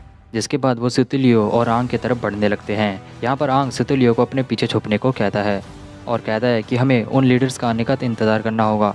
ये कहते हुए आंग मनी मन में सोच रहा होता है कि शायद इन दोनों का टारगेट मैं हूँ, लेकिन ये सारे डीमंस मेरे पीछे क्यों पड़े हैं, कहीं मैं दोबारा जिंदा हुआ इसकी वजह से तो नहीं हो रहा, या फिर उस दिन उस गुफा में कुछ हुआ था जिसकी वजह से ये लोग मेरे पीछे आ रहे हैं। अब ये यहाँ पर इतना सोच ही रहा होता है कि सेतुलियो कहती है कि हम दोनों को मिलकर इन डीमन से फाइट करना होगा। जिसके बाद उन दोनों में से एक डीमन हंसते हुए कहता है कि तुम लोग हमसे फाइट करोगे, क्या मजाक की बात है। और ये कहते ही वो दोनों डीमंस आगे बढ़ जाते हैं और आगे बढ़ते ही उनमें से एक डीमन सेतुलियो पर अटैक करने वाला होता है, लेकिन तभी अचानक से आंग आकर उस डीमन को धक्का देकर दूर कर देता है। अब यहाँ पर सेतुलियो भी अपने आप को ब्लॉक करते हुए संभल जाती है और बिना समय गवाए दूसरे डीमन पर एक जोरदार किक मारती है, लेकिन उस दूसरे डीमन को कुछ नहीं होता क्योंकि वो एक वाटर टाइप का डीमन होता है और उसके मारते ही उसका शरीर वाटर की तरह फ्लोट हो जाता है और सेतुलियो का अटैक मिस हो जाता है। सेतुलियो के अटैक करते ही वो डीमन स्माइल करता है और वो कहता है कि अब मेरी बारी, और ये कहते ही वो अपनी अजीब सी पावर से सेतुलियो को बांध देता है और उसे कैप्चर कर लेता है।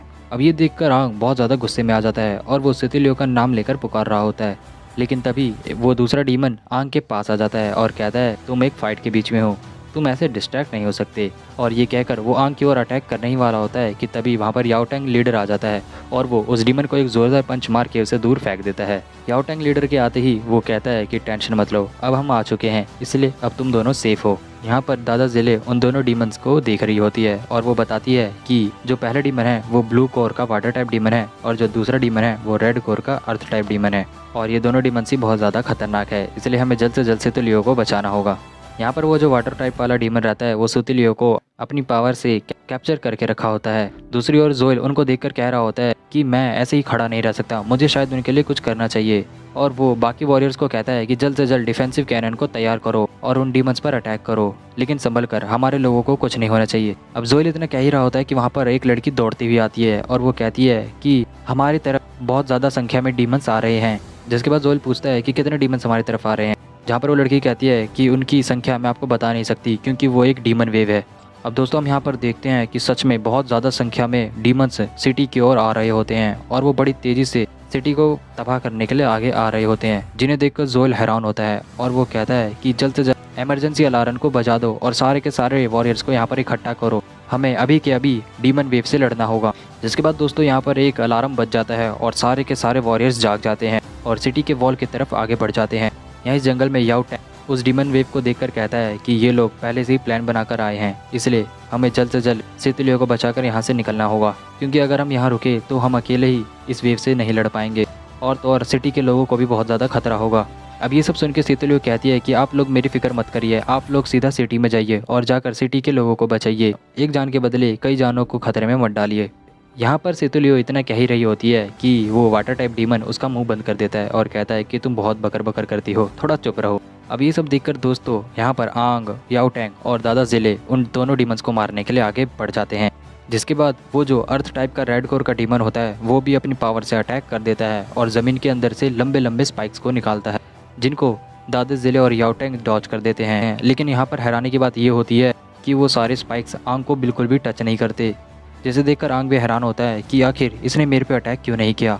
अब दोस्तों फाइट करते करते आंग उस डीमन के बहुत ज़्यादा करीब चला जाता है, लेकिन वो डीमन आंग को कुछ नहीं करता और वो उसे अपने साइड से जाने देता है, जिसे देखकर याओ टैंग लीडर भी हैरान हो जाता है और वो कहता है कि उसने आंग को कुछ नहीं करा और वो उसे जाने दे रहा है, आखिर ये हो क्या रहा है। याओ टैंग लीडर ये सब सोच रहा होता है कि वो डीमन दादा जिले और उस पर अटैक कर देता है और ये यहाँ पर वाटर टाइप डीमन आंग को ही अपनी ओर बुला रहा होता है।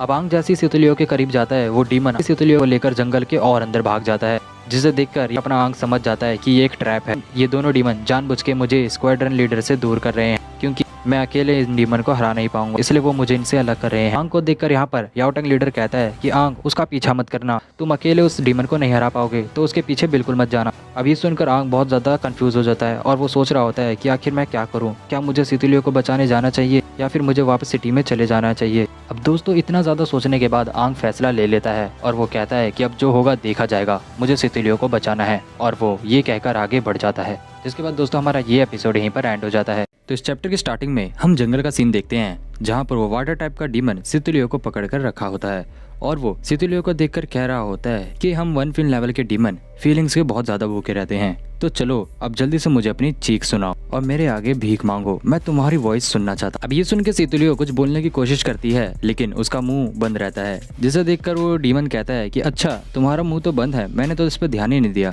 जिसके बाद वो डीमन सितुलियो के मुंह पे से वो जो टेप रहता है उसको हटा देता है और कहता है कि चलो अब चिल्लाओ और मेरे आगे भीख मांगो। जिसके बाद सितुलियो कहती है तुम उसके लायक नहीं हो, मैं सितु फैमिली की मेंबर हूँ और हमारे फैमिली मार्शल आर्ट में टॉप पर रहती है, भले ही हम मर जाएंगे लेकिन किसी के आगे भीख नहीं मांगेंगे। अब ये सुन के वो वाटर टाइप का डीमन भड़क जाता है और वो एक जोरदार लात सितुलियो को मार देता है, जिसके बाद सितुलियो दूर जाके गिर जाती है और फिर वो वाटर टाइप का डीमन उसको मारने के लिए फिर से आगे बढ़ता है। लेकिन तभी यहाँ पर किसी की आवाज आती है और हम देखते हैं कि यहाँ पर हमारा आंग आ गया होता है और वो उस डीमन को कहता है कि तुम्हारा टारगेट मैं हूँ, तुम मेरे पास आओ। आंग को देखकर सितुलियो हैरान होती है और वो कहती है कि आखिर ये अकेले यहाँ पर क्यों आया है। जिसके बाद वो वाटर टाइप का डीमन आंग को देखकर बड़ा खुश होता है और कहता है कि मेरा ट्रैप वर्क कर गया, आखिरकार मेरा टारगेट मेरे सामने आ ही गया। वो वाटर टाइप का डीमन आंग को बार बार अपना टारगेट कह रहा होता है, जिसे देखकर सितुलियो भी हैरान होती है और वो कह रही होती है कि आंग इसका टारगेट है, आखिर इसका मतलब क्या है, ये कहना क्या चाहता है। जिसके बाद आंग सितुलियो से उसका हालचाल पूछता है और सितुलियो उसको कहती है कि मैं बिल्कुल ठीक हूँ, लेकिन पागल तुम्हें यहाँ पर ऐसे नहीं आना चाहिए था, आखिर तुम अकेले इसका सामना कैसे करोगे, यहाँ से चले जाओ। अब सितुलियो ये बोल ही रही होती है कि वो वाटर टाइप का डीमन सितुलियो की बकबक सुन के फिर से उसे एक जोरदार किक मारता है और कहता है कि थोड़ा चुप बैठो। सितुलियो को मारता हुआ देख आंग बहुत गुस्सा हो जाता है और वो कहता है कि उसको मारना बंद करो, तुम्हारा टारगेट मैं हूँ, तुम मेरे को मारो, उसको छोड़ दो। ये सुनते ही वो डीमन अपनी पावर से बड़ी स्पीड में जाकर आंग के पास खड़ा हो जाता है और वो कहता है कि अब तुम दोनों मरोगे। और वो डीमन जैसे ही कहता है आंग उस पर वार कर देता है, लेकिन वो डीमन उससे बड़े प्यार से डॉज करके उसे एक जोरदार लात मारता है। जिसके बाद आंग कहता है कि शिट, मैं इसके छोटे से मूव को समझ नहीं पाया, ये बॉडी सेम बहुत ज्यादा वीक है। अब दोस्तों यहाँ पर फाइट के दौरान वो वाटर टाइप का डीमन कह रहा होता है कि सच्ची में तुम्हारी स्मेल तो हम डीमन जैसी है, लेकिन ऐसा क्यों, आखिर तुम हमारी तरह क्यों महक रहे हो। फाइट के दौरान आंग भी कह रहा होता है कि एक वाटर टाइप का डीमन है, मैंने कभी वाटर टाइप डीमन से फाइट नहीं किया, इन 60 सालों के अंदर इन डीमंस में बहुत ज्यादा एवोल्यूशन आ चुका है और तो और मेरी बॉडी इतनी कमजोर है कि मैं इस वाटर टाइप को हरा भी नहीं पा रहा हूँ, क्योंकि मैं इसको फिजिकली बिल्कुल भी हरा नहीं सकता। आंग को फाइट करता हुआ देख यहाँ पर सितुलियो भी हैरान होती है और वो कह रही होती है अगर ये आंग ऐसे ही लड़ता रहा तो उसके साथ साथ तो मैं भी मर जाऊंगी, मुझे कुछ न कुछ करना होगा। और ये कहकर वो अपने रस्सी को काटने लगती है। यहाँ पर आंग एक के बाद एक वो डीमन पर अटैक करने लगता है, लेकिन वो डीमन इतना पावरफुल रहता है कि वो उसके अटैक को बार बार डॉज कर देता है। और वो आंग से कहता है कि तुमने मेरे से पहले 1 फिन लेवल के एक और डीमन को मारा था ना, तो क्या हुआ, अब तुम मुझे क्यों नहीं हरा पा रही। ये सुन के आंग कहता है कि आखिर तुम किसके बारे में बात कर रहे हो, मुझे कुछ पता नहीं है। तो वो डीमन कहता है अच्छा तुम्हारे अंदर बहुत एटीट्यूड है, ये बहुत बुरी बात है, इसके लिए मैं तुम्हें सजा जरूर दूंगा। और ये कहकर वो डीमन आंग को हवा में उठा देता है और एक बहुत जोरदार किक मार के उसको बहुत दूर फेंक देता है। जिसके बाद तो भाई आंग के ऑर्गन्स बहुत ज्यादा डैमेज हो जाते हैं और वो पहले की तरह अधमरा हो जाता है। जिसके बाद वो डीमन उसके पास आता है और कहता है कि अगर तुम अभी भी एडमिट नहीं करोगे कि तुमने उस डीमन को मारा था तो मैं तुम्हें जान से मार दूंगा और तुझे खाकर मैं इवॉल्व भी जरूर हो जाऊंगा। अब ये कहकर वो वाटर टाइप डीमन आंग की ओर आगे बढ़ने लगता है और उसको जैसे ही पकड़ने वाला होता है कि तभी सितुलियो पीछे से आकर उसको अपने नाइफ से स्टैब कर देती है और घूमकर एक जोरदार लात मार देती है। फिर सितुलियो आंग को प्रोटेक्ट करते हुए कहती है कि अगर तुम्हें मेरे स्क्वाड के मेंबर को मारना है तो उससे पहले तुम्हें उसके लीडर को मारना होगा। अब यहाँ पर आंग बहुत ज्यादा ही जख्मी होता है और वो सितुलियो को देखकर कह रहा होता है आखिर इसने अपने आप को रिलीज कैसे किया। और जब वो गौर से देखता है तो यहाँ पर हम देखते हैं कि सितुलियो का हाथ बहुत ज्यादा डैमेज होता है क्योंकि वो रस्सी खोलने के चक्कर में अपने हाथ को बहुत ज्यादा डैमेज कर चुकी थी। जिसके बाद वो डीमन बहुत ज़्यादा भड़क जाता है और अपनी पावर की मदद से बहुत ज़्यादा शार्प नाइफ से सितुलियो पर अटैक करता है, जिसे सितुलियो डॉज करने लगती है। यहाँ पर आंग सितुलियो को डॉज करने के लिए कह रहा होता है, लेकिन यहाँ पर सितुलियो कह रही होती है कि अगर तुम ऐसे ही बोलते रहोगे तो मेरा ध्यान भटक जाएगा, इसलिए थोड़ा शांत रहो। यहाँ पर वो वाटर टाइप का डीमन उनसे भी ज़्यादा चालाक होता है और अब वो अपने उन स्पाइक से सितुलियो के पीछे से अटैक करता है, जो सितुलियो को बहुत ज़्यादा जख्मी कर देती है। सितुलियो को जख्मी करने के बाद वो डीमन सितुलियो को अपनी तरफ खींचता है और उसके गर्दन को पकड़ के कहता है कि अब मैं उस इंसान को मारने से पहले तुझे खत्म करूंगा और वो मौत तुझे मैं इतनी आसानी से नहीं दूंगा जब तक मैं तेरी चीख नहीं सुन लेता। अब यहाँ पर वो डीमन सितुलियो को हवा में उठा के रखा होता है और उसके गर्दन को दबा रहा होता है, जिसे देखकर आंग कह रहा होता है कि उसे जाने दो और मनी मन में फिर से रिग्रेट कर रहा होता है कि मैं दोबारा जिंदा हुआ और दोबारा मेरे आंखों के सामने मेरी टीममेट मर रही है। इस नए जन्म के अंदर भी मैं कुछ चेंज नहीं कर पाया। मैं खुद को एक स्ट्रॉन्ग वॉरियर कहता हूँ, लेकिन आखिर में एक लेडी को मेरे को बचाना पड़ा। जब मैं अपने आप को ही नहीं बचा सकता तो मैं दूसरों को क्या बचाऊंगा। अब दोस्तों आंग यहाँ पर इतना सब कुछ कह रहा होता है, लेकिन अचानक से हम यहाँ पर देखते हैं उसके अंदर से एक रेड ऑरा बाहर निकलने लगता है और वो चिल्लाते हुए कह रहा होता है कि इस बार मैं पहले की तरह नहीं मरूंगा, मैं कुछ चेंज करके रहूंगा। और ये कहते ही उसके अंदर से बहुत ज्यादा रेड ऑरा निकलने लगता है, जिसे देखकर वो डीमन भी हैरान हो जाता है और तभी वो रेड ऑरा उस डीमन के साइड से निकल कर जाता है। जिसके बाद हम देखते हैं कि पलक झपकते ही आंग उस डीमन के हाथ से सितुलियो को बचा लेता है, जिसे देखकर वो वाटर टाइप का डीमन भी हैरान होता है और वो कहता है इसने मुझ पर अटैक भी नहीं करा, लेकिन तब भी उसने उसको बचा कैसे लिया, आखिर ये इतना स्ट्रॉन्ग ऑरा किसका है। यहाँ पर आंग सितुलियो को देखता है जो बहुत ज्यादा ही जख्मी हो जाती है और वो लगभग मरने की कगार पे पहुंच गई होती है। जिसके बाद आंग उसे कहता है कि तुमने बहुत अच्छा काम किया, अब बाकी काम तुम मुझ पे छोड़ दो। जिसके बाद सितुलियो कहती है कि क्या तुम आंग हो। जिसके बाद दोस्तों हम देखते हैं कि आंग का आधा फेस डीमन की तरह बन चुका होता है और उसके अंदर से कंटिन्यूअसली रेड ऑरा बाहर निकल रहा होता है, जिसको देखकर ये वाटर टाइप डीमन कहता है कि तुम्हारी ये डीमन सेंट और ज्यादा स्ट्रॉन्ग होती जा रही है, आखिर तुम कौन हो।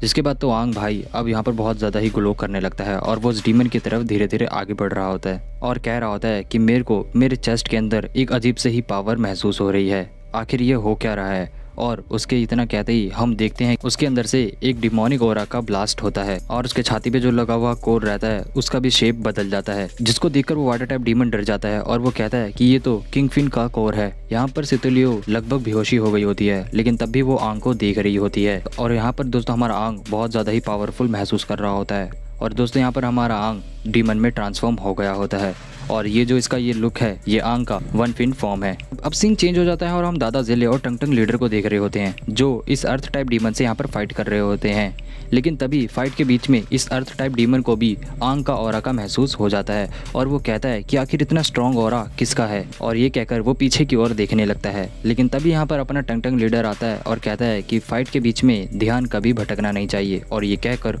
उसको एक जोरदार पंच मार देता, जिसके बाद वो डीमन बहुत ज्यादा दूर जाके गिरता है और उसी बीच वहाँ पर दादा जिले भी आकर उसके ऊपर अपने किक से वार करती है। अब ये दोनों मिलकर नॉन स्टॉप कंटिन्यूअसली डीमन को मारने लगते हैं और लास्ट में दोनों अपनी पावर को मिलाकर उस डीमन की छाती पे एक जोरदार पंच मारते हैं, जिससे उस डीमन की छाती में एक बहुत बड़ा होल हो जाता है। अब यहाँ पर उस डीमन को पता चल जाता है कि वो इनके आगे कुछ नहीं है, इसलिए वो यहाँ पर सुसाइड करने लगता है और वो अपने आप को खुद ही ब्लास्ट करने लगता है, जिसे देखकर दादा जिले और टंग टंग हैरान होते हैं और वो कहते हैं अगर ये यहाँ पर ऐसे ब्लास्ट हुआ तो हम भी मर जाएंगे। लेकिन दोस्तों यहीं पर हम देखते हैं कि अचानक से उस डीमन को एक बुलेट उड़ा देती है और हम देखते हैं कि यहाँ पर हमारा जोएल लीडर सिटी में से डिफेंसिव वेपन से अटैक कर रहा होता है और उन लोगों की मदद कर रहा होता है। मदद के साथ साथ वो डीमन वेव के साथ भी फाइट कर रहा होता है। फाइट के दौरान ही यहाँ पर जोएल को पता चल जाता है कि इनकी संख्या बहुत ज्यादा है, इसलिए हम अकेले इन डीमंस को हरा नहीं पाएंगे, हमें और वॉरियर्स की मदद चाहिए। जिसके बाद जोएल दादा जिले और टंग टंग लीडर को सिटी में आने के लिए कहते हैं। जिसके बाद दादा जिले टंग टंग लीडर को वापस जाने के लिए कहती है, लेकिन यहाँ पर हमारा टंग टंग लीडर कहता है कि मैं आंग और सेतुलियो के बिना वापस नहीं जाऊँगा।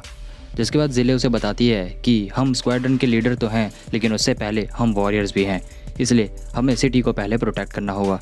जिसके बाद दोस्तों यहाँ पर टंग टंग लीडर को मन मार के वापस सिटी को सपोर्ट करने के लिए वापस जाना पड़ता है और वो वापस सिटी की ओर लौट जाते हैं। इधर इस जंगल में वो डीमन आंग को देखकर कह रहा होता है कि आखिर तुम डीमन हो या फिर इंसान, मुझे समझ नहीं आ रहा है। क्या तुम 1 फिन लेवल के हो और ये तुम्हारे सर पर ये फिन क्यों रखा है, आखिर तुम हो क्या? अब वो डीमन तो यहाँ पर ये सब सोच ही रहा होता है। जिसके बाद आंग कहता है कि मुझे भी नहीं पता कि मैं क्या हूँ और शायद अब मुझे धीरे धीरे समझ आ रहा है कि मैंने दोबारा जन्म क्यों लिया है। शायद इस डिमोनिक पावर की वजह से ही मुझे दोबारा जन्म लेने का मौका मिला है और इस बार मैं सब कुछ चेंज कर दूंगा। और आंग के यहाँ पर दोस्तों इतना कहते ही आंग अपनी पावर की मदद से सेतुलियो को हील करने लगता है, जिसे देखकर वो वाटर टाइप का डीमन हैरान होता है और वो कहता है कि हीलिंग, क्या तुम एक वुड टाइप के डीमन हो? अब उसके इतना कहते ही दोस्तों यहाँ पर आंग को जो उस केव के अंदर हुआ था वो सब याद आ जाता है और वो कहता है कि अच्छा अब मुझे याद आया कि उस दिन उस केव में क्या हुआ था। मैंने उस दिन उस वुड टाइप के डीमन को ऑब्जॉर्व करा था, इसलिए मेरे अंदर ये डीमन की पावर आई है। तो चलो इस बार इस वाटर टाइप के डीमन को ऑब्जॉर्व करते हैं ताकि मेरे अंदर वाटर की पावर आ जाए। और ये कहकर दोस्तों हमारा आंग आगे बढ़ जाता है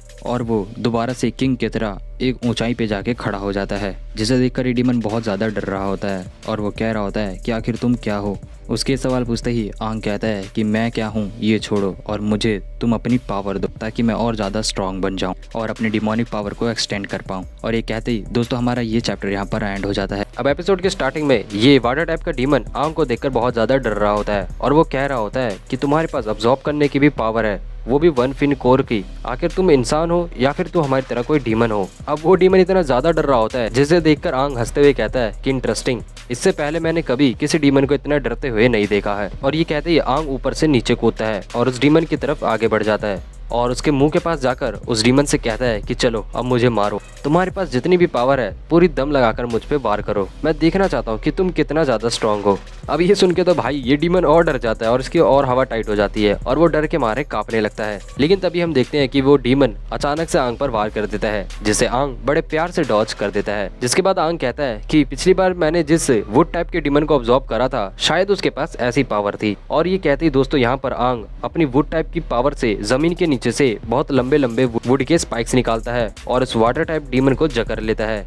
उसको जकड़ने के बाद यहाँ पर आंग और ज्यादा पावरफुल महसूस करने लगता है और कहता है तुम मुझे उतने ज्यादा ताकतवर नहीं लग रहे हो। यहाँ पर ये वाटर टाइप की डीमन की तो बैंड बज रही होती है और ये बहुत बुरी तरीके से आंग की जकड़ में फंसा होता है और बड़ी बुरी तरीके से चिल्ला रहा होता है। अब दोस्तों यहाँ पर ये जो वाटर टाइप का डीमन है ये मन ही मन में कहता है कि लगता है मुझे अपना ट्रम्प कार्ड यूज करना पड़ेगा। और ये कहते ही दोस्तों हम देखते हैं कि वहाँ पर एक वाटर का बहुत बड़ा ब्लास्ट होता है, जिसे देखकर आंग भी थोड़ा हैरान हो जाता है। और फिर तभी अचानक से वो वाटर टाइप का डीमन बड़ी स्पीड में आंग की तरफ दौड़ता हुआ आता है और आंग के करीब आते ही वो उसको कहता है कि तुम मुझे नहीं मार सकते। और इतना कहते ही वो आंग का एक हाथ पकड़ देता है और दोस्तों हम यहीं पर देखते हैं कि वो डीमन आंग का लेफ्ट हैंड को उसके शरीर से अलग कर देता है और बहुत सारे वार करके आंग को बहुत ज्यादा घायल करके कहता है कि तुम मेरी पावर को कभी नहीं समझ नहीं पाओगे इंसान। और ये कहकर एक जोरदार लात मार के आंग को बहुत दूर फेंक देता है और कहता है कि मैं तुमसे ज्यादा स्ट्रॉन्गर हूँ। अब दोस्तों यहाँ पर हमारा आंग बहुत ज्यादा जख्मी तो होता ही है, लेकिन वो स्माइल करता हुआ फिर से ग्लो करने लगता है और कहता है कि मुझे नहीं पता कि तुम ज्यादा स्ट्रांग हो या मैं, लेकिन मुझे इतना जरूर पता है कि मैं ह्यूमैनिटी का स्ट्रॉन्गेस्ट वॉरियर था और मैं नई चीजों को बड़ी जल्दी सीख लेता हूँ और अभी मेरा एक ही मकसद है, वो है तुझे मारना। अब दोस्तों यहाँ पर आंग ये सब धमकी देते हुए अपने हैंड को उस वुड टाइप के डीमन की तरह फिर से ठीक कर लेता है और हम यहाँ देखते हैं कि आंग का हाथ फिर से उग गया होता है एकदम उस वुड टाइप डीमन की तरह। आंग की इतनी काबिलियत देखकर वो वाटर टाइप का डीमन बहुत ज़्यादा हैरान हो जाता है और वो कहता है कि ये इतनी जल्दी अपनी पावर को यूज़ करना कैसे सीख रहा है। आखिर ये वुड टाइप का सेल्फ रिजेनरेशन इतनी जल्दी कैसे कर सकता है। उस डीमन की बातें सुनकर आंग कहता है कि मैंने तुझे कहा था कि मैं एक क्विक लर्नर हूँ और मैं नई चीज़ों को बड़ी जल्दी से सीखता हूँ। अब दोस्तों यहाँ पर फिर से आंग अपने आप को अच्छी तरीके से हील करके दोबारा उस डीमन की ओर आगे बढ़ता है और बड़ी तेजी से उसकी ओर दौड़ता है, जिसे देखकर वो डीमन हैरान हो जाता है। और यहाँ पर हम देखते हैं कि ज़मीन के अंदर से फिर से बहुत सारे पेड़ के बेल निकलते हैं और उस डीमन के पैरों को पकड़ के जकड़ लेते हैं। यहाँ पर आंग भी उड़ता हुआ आके उस डीमन के सर को पकड़ लेता है और कहता है अब तुम कहीं भाग नहीं सकते। और ये कहकर वो उस डीमन के गोदी में जाकर बैठ जाता है और कहता है कि अब मैं हम दोनों की फाइट से बहुत ज़्यादा बोर हो चुका हूँ, तो चलो अब इसे ख़त्म करते हैं। अब दोस्तों आंग के इतना कहते ही हम देखते हैं वो जो डीमन रहता है वो अंदर से ग्लो करने लगता है और एक बॉम्ब की तरह ब्लास्ट हो जाता है, जिसके बाद उस ब्लास्ट की वजह से आंग भी थोड़ा दूर जाके गिरता है। लेकिन यहाँ दोस्तों कहानी में ट्विस्ट आता है। यहाँ पर वो डीमन मरता नहीं है, बल्कि वो जानबूझ के अपनी बॉडी को सेल्फ डिस्ट्रक्ट कर लेता है और मौका मिलने पर वो पीछे से आंग के अटैक करता है। लेकिन यहाँ पर आंग भी उससे ज्यादा होशियार रहता है और वो कहता है कि मुझे पहले से ही पता था कि तुमने सेल्फ डिस्ट्रक्ट करा है। और ये कहते वो जमीन के अंदर से लंबे लंबे स्पाइक्स निकाल के उस डीमन को लगभग मार ही देता है। यहाँ पर आंग उस डीमन को देखकर कहता है कि मुझे पता है जब तक तुम्हारा कोर तबाह नहीं होगा तब तक तुम मर नहीं सकते। और दोस्तों अब हम यहाँ पर देखते हैं कि वो जो वाटर टाइप का डीमन रहता है उसका कोर उसकी बॉडी से अलग रहता है, जिसको आंग अपने हाथों में ले लेता है और कहता है एक बार किसी डीमन का कोर तबाह हो गया वो हमेशा के लिए मर जाता है, चाहे वो 1 फिन लेवल का डीमन हो या फिर 7 फिन लेवल का डीमन हो। और अब मैं तुम्हारे कोर को अब्सॉर्ब करूंगा ताकि मेरे अंदर भी तुम्हारी वाटर टाइप की पावर आ जाए। यहाँ पर वो डीमन बहुत ज्यादा स्ट्रगल कर रहा होता है क्योंकि यहाँ पर आंग उसे बड़ी बेरहमी से पकड़ के रखा होता है। इसके बाद दोस्तों आंग उस डीमन के कोर को अपने हाथों से तोड़ देता है और उसके अंदर से जो भी वाटर निकलता है उसे बड़ी क्रीपी तरीके से पीने लगता है और बड़ी भयानक सी स्माइल दे रहा होता है और एक ही चीज बार बार रिपीट कर रहा होता है, मुझे और ताकतवर बनाओ। अब यहीं पर दोस्तों हमारा ये चैप्टर एंड हो जाता है। एवोल्यूशन चैप्टर 18 की स्टार्टिंग में हम देखते हैं कि आंग ने उस वाटर टाइप के डीमन के कोर को पी लिया होता है और उसके अंदर भी वाटर टाइप की पावर आ गई होती है। जिसके बाद अब हम देखते हैं कि यहाँ पर आंग बहुत ज़्यादा ईविल स्माइल दे रहा होता है और वो सीतुलियो को देखता है, जिसके बाद वो उसके करीब जाता है। अब आंग के अंदर से उस डीमन की आवाज़ आती है और वो कह रहा होता है किसी इंसान को मार दो, इंसान हम डीमंस के बहुत बड़े दुश्मन होते हैं तो इस इंसान को यहीं मार दो। और ये आवाज़ सुन के यहाँ पर हमारा आंग सीतुलियो को मारने के लिए आगे बढ़ जाता है और वो उस पर वार करता है। लेकिन तभी हम यहाँ पर देखते हैं कि आंग ने अपने हाथ को रोक लिया होता है और वो कह रहा होता है कि आखिर ये मैं क्या कर रहा हूँ, आखिर मैं अपने ही टीम मेंबर को क्यों मार रहा हूँ, मैं तो इसे बचाना चाहता था ना, आखिर ये हो क्या रहा है, मेरे दिमाग में मुझे अजीब अजीब सी आवाज़ें सुनाई दे रही है। अब दोस्तों ये कहकर आंग बहुत तेजी से चिल्लाता है और कहता है कि मेरे दिमाग से बाहर निकलो। जिसके बाद वो जो आंग के अंदर जो डीमन किंग होता है हम उसको देखते हैं और वो कह रहा होता है कि इस इंसान ने मुझ पर काबू कर लिया। ये बहुत इंटरेस्टिंग बात है। अब इसके बाद सीन चेंज होता है और हम सिटी का सीन देखते हैं जहाँ पे यहाँ सारे वॉरियर्स मिलकर डिमोनिक वेव से लड़ रहे होते हैं। और यहाँ पर हम स्नो और तोमोई को भी देखते हैं जहाँ पर स्नो पूछ रहा होता है कि आखिर ये सीतुलियो और आंग कहाँ है। जिसके बाद उनको तोमोई बताती है कि मैंने सुना है कि 2 लोग सिटी के बाहर फंस रखे हैं और मेरे ख्याल से वो और कोई नहीं बल्कि आंग और सीतुलियो ही है। जिसके बाद ये सुनकर स्नो बहुत ज्यादा हैरान हो जाता है और वो कहता है कि आखिर वो इतनी रात को सिटी के बाहर क्या कर रहे हैं। जिसे सुनकर तोमोई भी थोड़ा हैरान होती है और वो कह रही होती है कि मुझे नहीं पता इतनी रात को वो 1 फिन लेवल का जो डीमन है वो उनका क्या करेगा, मुझे उनकी बहुत ज्यादा चिंता हो रही है। अब ये कहकर ये दोनों यहाँ पर उन डीमन वेव से लड़ने लगते हैं और कहते हैं कि अभी के लिए हमें इस डीमन वेव से लड़ना होगा। दूसरी ओर यहाँ पर हमारे सारे स्क्वाड्रन के लीडर्स भी डीमन वेव से फाइट कर रहे होते हैं, जहाँ पर जोएल लीडर टंग टंग लीडर से पूछ रहा होता है कि हे टंग टंग तुम्हारे कोर आखिर कैसा काम कर रहा है। जहाँ पर हमारा टंग टंग लीडर कहता है कि मेरा कोर अभी परफेक्टली काम कर रहा है। जिसके बाद यहाँ पर हम जेले को भी देखते हैं और वो बताती है कि डीमन से हाई पावर में लड़ने से हमारी कोर की पावर भी बहुत ज़्यादा कम हो जाती है, लेकिन अच्छा हुआ कि उस 1 फिन लेवल के डीमन से लड़ते वक्त मैं और टंग टंग साथ में थे, इसलिए हम दोनों ने अपनी पावर को मिलाकर उस डीमन को हरा दिया, जिससे हमारी पावर ज़्यादा कम नहीं हुई है। ये कहते हुए दोस्तों यहाँ पर जेले सारे डीमंस को मार रही होती है और वो जोएल से पूछती है कि अब हमें आगे क्या करना चाहिए। जिसके बाद जोएल उनको बताता है कि मेरे ख्याल से वो जो दोनों 1 लेवल के डीमन थे वो दोनों मर चुके हैं और अब ये सारे डीमन वेव बिना किसी लीडर के हैं, तो ये जितने भी डीमंस हैं ये सारे के सारे फिनलेस डीमन हैं और इनकी खुद की सोचने की ताकत नहीं होती है कि वो क्या करे, बस वो एक ही चीज से डरते हैं और वो अपनी मौत से डरते हैं। तो अभी हमारे पास चांस है कि इनका कोई लीडर नहीं है, हम इन्हें डरा के यहाँ से भगा सकते हैं। इसके लिए हमें इन डीमंस के सामने कुछ ऐसा करना होगा जिससे ये डर के भाग जाए।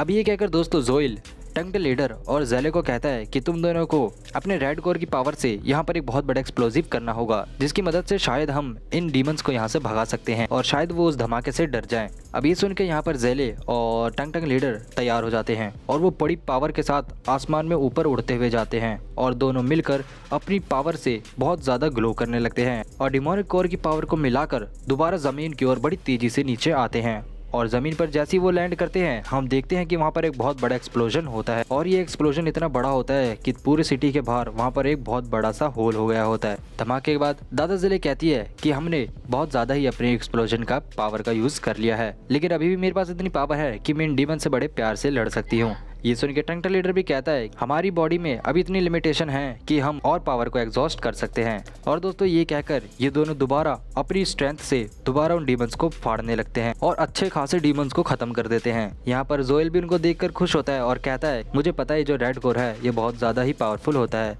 और एक्सप्लोजन के लिए ये तो और ज्यादा बेहतर रहेगा। और ये कहकर दोस्तों यहाँ पर हमारा जोएल लीडर भी उन डीमंस को मारने के लिए आगे बढ़ जाता है और तीनों लीडर्स मिलकर उन सब डीमंस पर टूट पड़ते हैं। यहाँ पर इस वॉल पर खड़े होकर हमारी तोमोई और स्नो लीडर्स को देख रहे होते हैं। वैसे तोमोई तो यहाँ पर उनकी वीडियो बना रही होती है क्योंकि यहाँ पर तोमोई को लीडर्स को देखकर बहुत ज्यादा खुशी हो रही होती है और वो उनकी वीडियो रिकॉर्डिंग करने लगती है। दूसरी ओर हमारा स्नो बहुत ज्यादा गुस्से में होता है और वो कहता है कि मुझे भी इनके जैसा बनना है और इनकी तरह फाइट करना है, ये लोग बहुत ज्यादा ही पावरफुल है। जिसके बाद दोस्तों हम दोबारा लीडर्स को देखते हैं। अब यहाँ पर जोएल उनसे पूछता है कि क्या तुम दोनों ठीक हो। जिसके बाद हमारे टंग लीडर और दादा जिले कहती है कि हाँ हम दोनों बिल्कुल ठीक हैं और हम में भी इतनी और ताकत है कि हम इन डीमन से और आगे लड़ सकते हैं। यहाँ पर जोएल उन डीमंस को देखकर कहता है कि लगता है कि हमारा प्लान वर्क कर रहा है, ये सारे डीमंस अब बहुत ज्यादा डर चुके हैं। जिसके बाद दोस्तों हमारा जोएल लीडर कहता है कि हमें बाकी वॉरियर्स को भी अपने आप को चीयर अप करने के लिए कहना चाहिए, जिससे शायद उन डीमन पर और इफेक्ट पड़े और वो जल्दी यहाँ से भाग जाए। अब ये सुनते ही दोस्तों यहाँ पर हमारे जितने सारे वॉरियर वॉल पे खड़े होते हैं ये बहुत ज्यादा खुश हो जाते हैं और वो सारे मिलकर हमारे स्क्वाड्रन लीडर को चीयर अप करने लगते हैं और चिल्ला चिल्ला के उनकी तारीफ कर रहे होते हैं। यहाँ पर जोएल भी बहुत ज्यादा खुश होता है और कहता है कि चलो अब इनको जल्दी यहाँ से भगाते हैं। और वो जैसे उन डीमन के ओर आगे बढ़ने वाला होता है कि तभी वो देखता है कि वहाँ उन डीमंस के बीच से एक बहुत तेज रोशनी आ रही होती है, जिसे देखकर जोएल लीडर भी हैरान होता है। और यहाँ पर दादा जिले कहती है कि क्या वो 1 फील्ड लेवल का डीमन है। अब दोस्तों हम देखते हैं कि वहाँ पर कोहरा साफ होता है और उस कोहरे में से डीमन के बीच से निकलता हुआ हमारा आंग आता है, वो भी सितुलियो को अपने साथ में लेके, जिसे देखकर ये सारे के सारे हैरान होते हैं। अब दोस्तों यहाँ पर उन डीमंस के बीच से निकलता हुआ आंग आगे बढ़ रहा होता है और उन्हें देखकर दादा जिले पहचान लेती है कि ये तो आंग और सितुलियो है, लेकिन उस 1 फील्ड लेवल डीमन का क्या हुआ। दूसरी ओर यहाँ पर हमारा जोएल लीडर थोड़ा हैरान होता है और वो कह रहा होता है कि अरे ये ऐसे उन डीमंस के बीच में क्यों आ रहा है, वो डीमंस कहीं उसे कुछ कर ना दे। अब जोएल कितना बोलते हैं दोस्तों हम यहाँ पर देखते हैं कि वो सारे फिलनेस डीमन आंग की ओर अटैक करने के लिए आगे बढ़ रहे होते हैं, लेकिन दोस्तों यहाँ पर हमारा आंग तो डीमन में पहले ही ट्रांसफॉर्म हो चुका है और वो उन सभी डीमंस को देखकर कहता है कि तुम्हारी हिम्मत कैसे हुई मुझे टच करने की। और वो बस उन सारे डीमंस को एक नजर से देखता है और कहता है कि यहाँ से चले जाओ। जिसके बाद वो सारे डीमंस वहाँ पर डर के मारे कांपने लगते हैं और वो सारे के सारे डीमन आंग के सामने सर झुका देते हैं। जिसके बाद वो डीमन डर के मारे वहाँ से भाग जाते हैं। अब ये देखकर दोस्तों सारे के सारे लीडर हैरान होते हैं। अब दोस्तों यहाँ पे इन लोगों को तो कुछ समझ नहीं आ रहा होता है, लेकिन बाद में ये लोग यही सोचते हैं कि लीडर्स ने उन डीमंस को मार के भगा दिया है, इसलिए वो सारे के सारे उन लीडर्स को चीयर अप करने लगते हैं और कहते हैं देखो हमारे लीडर्स ने उन सभी डीमंस को मार के यहाँ से भगा दिया। यहाँ पर टंग लीडर भी उन लोगों की बातें सुन रहा होता है और वो देख रहा होता है कि वो सारे के सारे लीडर्स की ही तारीफें कर रहे होते हैं। लेकिन यहाँ पर टंग लीडर बहुत ज़्यादा कंफ्यूज होता है और वो कहता है क्या सच में वो सारे डीमंस हमसे ही डर के भागे हैं या फिर वो सबके सब आंग की वजह से डर के मारे भागे। अब इतना कहने के बाद दोस्तों हम यहाँ देखते हैं कि आंग सितुलियो को गोद में लिया रहता है और अचानक से आंग वहाँ पर गिर जाता है और सितुलियो को भी वहाँ पे गिरा देता है। जिसके बाद सारे लीडर आंग और सितुलियो की तरफ दौड़ के जाते हैं और उन्हें वहाँ से रेस्क्यू करते हैं और कहते हैं कि हम इनसे बाद में बात करेंगे, अभी इन्हें जल्दी सिटी में ले चलो। यहाँ पर आंग की आंखें बंद होते ही हमें डार्कनेस दिखाया जाता है और उस डार्कनेस के बाद हमें एक अलग ही जगह दिखाई जाती है जहाँ पर हम देखते हैं कि एक स्कल के ऊपर आंग लेटा होता है और वहाँ पर उसके अंदर वही जो हमारा डीमन किंग रहता है वो सामने बैठा होता है और वो कह रहा होता है कि तुम मेरी पावर को यूज करना सीख रहे हो, वेरी गुड। जिसके बाद दोस्तों आंग पूछता है कि तुम कौन हो, तो वो डीमन कहता है कि तुम मुझसे 1 सेंचुरी पहले मिले थे, क्या तुम मुझे भूल गए। जिसके बाद दोस्तों आंग उसे याद करने की कोशिश करता है और वो कहता है कि क्या तुम वही 8 फीट लेवल के डीमन हो जिसे मैंने देखा था। जिसके बाद जो डीमन किंग रहता है वो आंग के बगल में ही बैठा होता है और वो डीमन किंग अपना इंट्रोडक्शन देता है और वो कहता है कि मेरा नाम है क्रिम्सन फिन किंग, इस डीमन की दुनिया का सबसे स्ट्रॉन्गेस्ट डीमन। अब दोस्तों यहाँ पर ये जो डीमन किंग रहता है ये भी मन मन में सोच रहा होता है और कह रहा होता है कि इसने अपनी बॉडी पर मुझसे पहले कंट्रोल कर लिया, मतलब इसने उस समय उस लड़की को नहीं मारा और अपने आप पे कंट्रोल कर लिया।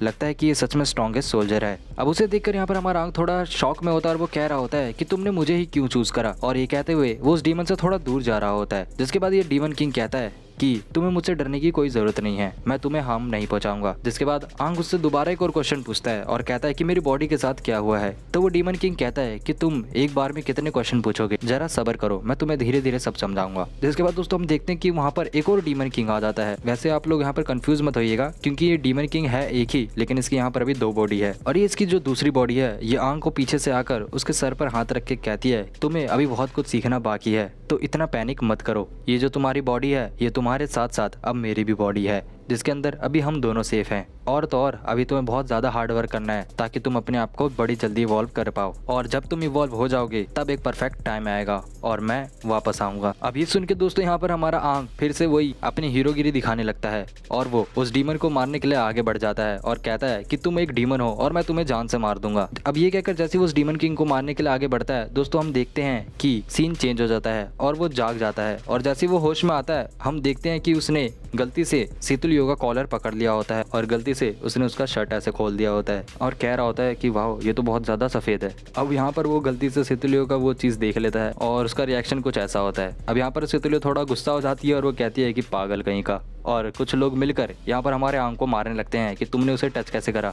अब उसके बाद दोस्तों हम देखते हैं वहाँ पर एक नया कैरेक्टर आता है जिसके पीछे हमारे सारे स्क्वाड्रन के लीडर होते हैं, और वो जो बंदा रहता है वो आकर कहता है कि तुम अपने लाइफ सेवियर के साथ कुछ ऐसा बिहेव करोगे। अब उसे देखकर दोस्तों वहाँ पर जितने लोग रहते हैं सब मास्टर कह के पुकार रहे होते हैं, लेकिन जो सेतुलियो रहती है वो उसे फादर कह के पुकार रही होती है। जिसके बाद हमें पता चलता है कि वो जो आदमी रहता है वो सेतु फैमिली का हेड रहता है और वो सेतुलियो का फादर होता है। अब यहाँ पर जोएल लीडर भी उनका इंट्रोडक्शन देता है और बताता है कि ये हमारे फेलियो सिटी के जो मार्शल आर्ट का सेक्ट है उसके लीडर ये हैं सितु शुंगोंग। अब ये सुनकर यहाँ पर आंग थोड़ा हैरान होता है और वो कहता है कि अच्छा तो ये सेतुलियो के फादर है और मुझे लगता है कि यही मेरा यहाँ पर ध्यान रख रहे हैं, तो मुझे इनको शायद थैंक यू बोलना चाहिए। इसके बाद दोस्तों हमारा आंग सेतुलियो के फादर को थैंक यू कहता है और उन्हें झुककर ग्रीटिंग देता है और कहता है कि मेरा ख्याल रखने के लिए धन्यवाद। जिसके बाद सेतुलियो का फादर कहता है कि अरे इसमें धन्यवाद की क्या बात है, तुमने मेरी बेटी की जान बचाई है, इसलिए मैं तुम्हारा बहुत बड़ा आभारी हूँ। अब यहाँ पर ये जो सेतुलियो का फादर रहता है वो कहता है तुम यहाँ मेरे महल में बड़े आराम से रह सकते हो, और ये जो डीमन वेव को हमने रिट्रेट करा है मतलब वापस भगाया है, इसकी जश्न भी हम बहुत जल्दी मनाएंगे। जिसके बाद टंगटन लीडर कहता है कि आपको परेशान करने के लिए माफ कीजिएगा अंकल। जिसके बाद सेतुलियो का फादर कहता है कि अरे परेशान वाली क्या बात है, ये घर तुम लोगों का ही है, मैंने तुम तीनों को अपने आंखों के सामने बड़े होते हुए देखा है, तो तुम ऐसे कहकर मुझे शर्मिंदा मत करो, तुम इस महल में जो करना चाहते हो वो करो, ये तुम्हारा घर भी है। और हाँ, ये जो मेरी बेटी है सेतुलियो, ये अगर कोई गलती करती है तो इसको बहुत ज़्यादा पनिशमेंट दिया करो, इस पर कोई रहमी मत बरसा करो, ये भी बाकी वॉरियर की तरह नॉर्मल है, तो अगर ये कोई गलती करती है तो इसको भी पनिश किया करो। जिसके बाद टंगटन लीडर कहता है कि आप उसकी टेंशन मत लीजिए, मैं इसका ध्यान अच्छे से रखूंगा, लेकिन उससे पहले मुझे किसी से बात करनी है और सबके सब इस रूम से बाहर जाओ। अब टंगटन लीडर कितना बोलते हैं दोस्तों हम यहाँ समझ जाते हैं कि वो आंग की बात कर रहा था। इसके बाद दोस्तों हम देखते हैं कि वहाँ पर सबके सब चले जाते हैं और तीनों के तीनों लीडर आंग के सामने खड़े होते हैं। और इस बार टंगटन लीडर आंग से बोलता है कि आंग मुझे तुमसे एक सवाल पूछना है, आखिर तुम उस 1 फिन लेवल के डीमन को हरा कर सेतुलियो को बचाकर यहाँ पर कैसे लाए। ये सुनकर दोस्तों यहाँ पर जो जोएल लीडर रहता है वो कहता है कि क्या तुम यही पूछने वाले थे, तुम इतना क्यों घबरा रहे हो, हम सीधा सीधा इससे पूछते हैं। अब दोस्तों जोएल कितना कहते ही हम देखते हैं कि जोएल डायरेक्ट आंग से बोलता है आंग मैं तुमसे एक सवाल पूछूंगा, उसका मुझे सीधा सीधा जवाब देना। जिसे सुनकर आंग थोड़ा हैरान हो जाता है और फिर हम यहाँ पर देखते हैं कि वो तीनों लीडर आंग से पूछते हैं कि क्या तुम एक डीमन हो। और दोस्तों यहीं पर हमारा ये चैप्टर एंड हो जाता है। तो आपको ये चैप्टर कैसा लगा कमेंट सेक्शन में कमेंट करके ज़रूर बताइएगा, और इसका जैसे ही नेक्स्ट चैप्टर रिलीज़ होगा मैं उस पर वीडियो बना दूंगा। बाकी मैं और भी मनवा को कंटिन्यू करने वाला हूँ, तो इस चैनल पर अगर आप नए हैं तो चैनल को सब्सक्राइब जरूर कर दीजिएगा। मिलते हैं नेक्स्ट एपिसोड में, तब तक के लिए गुड बाय।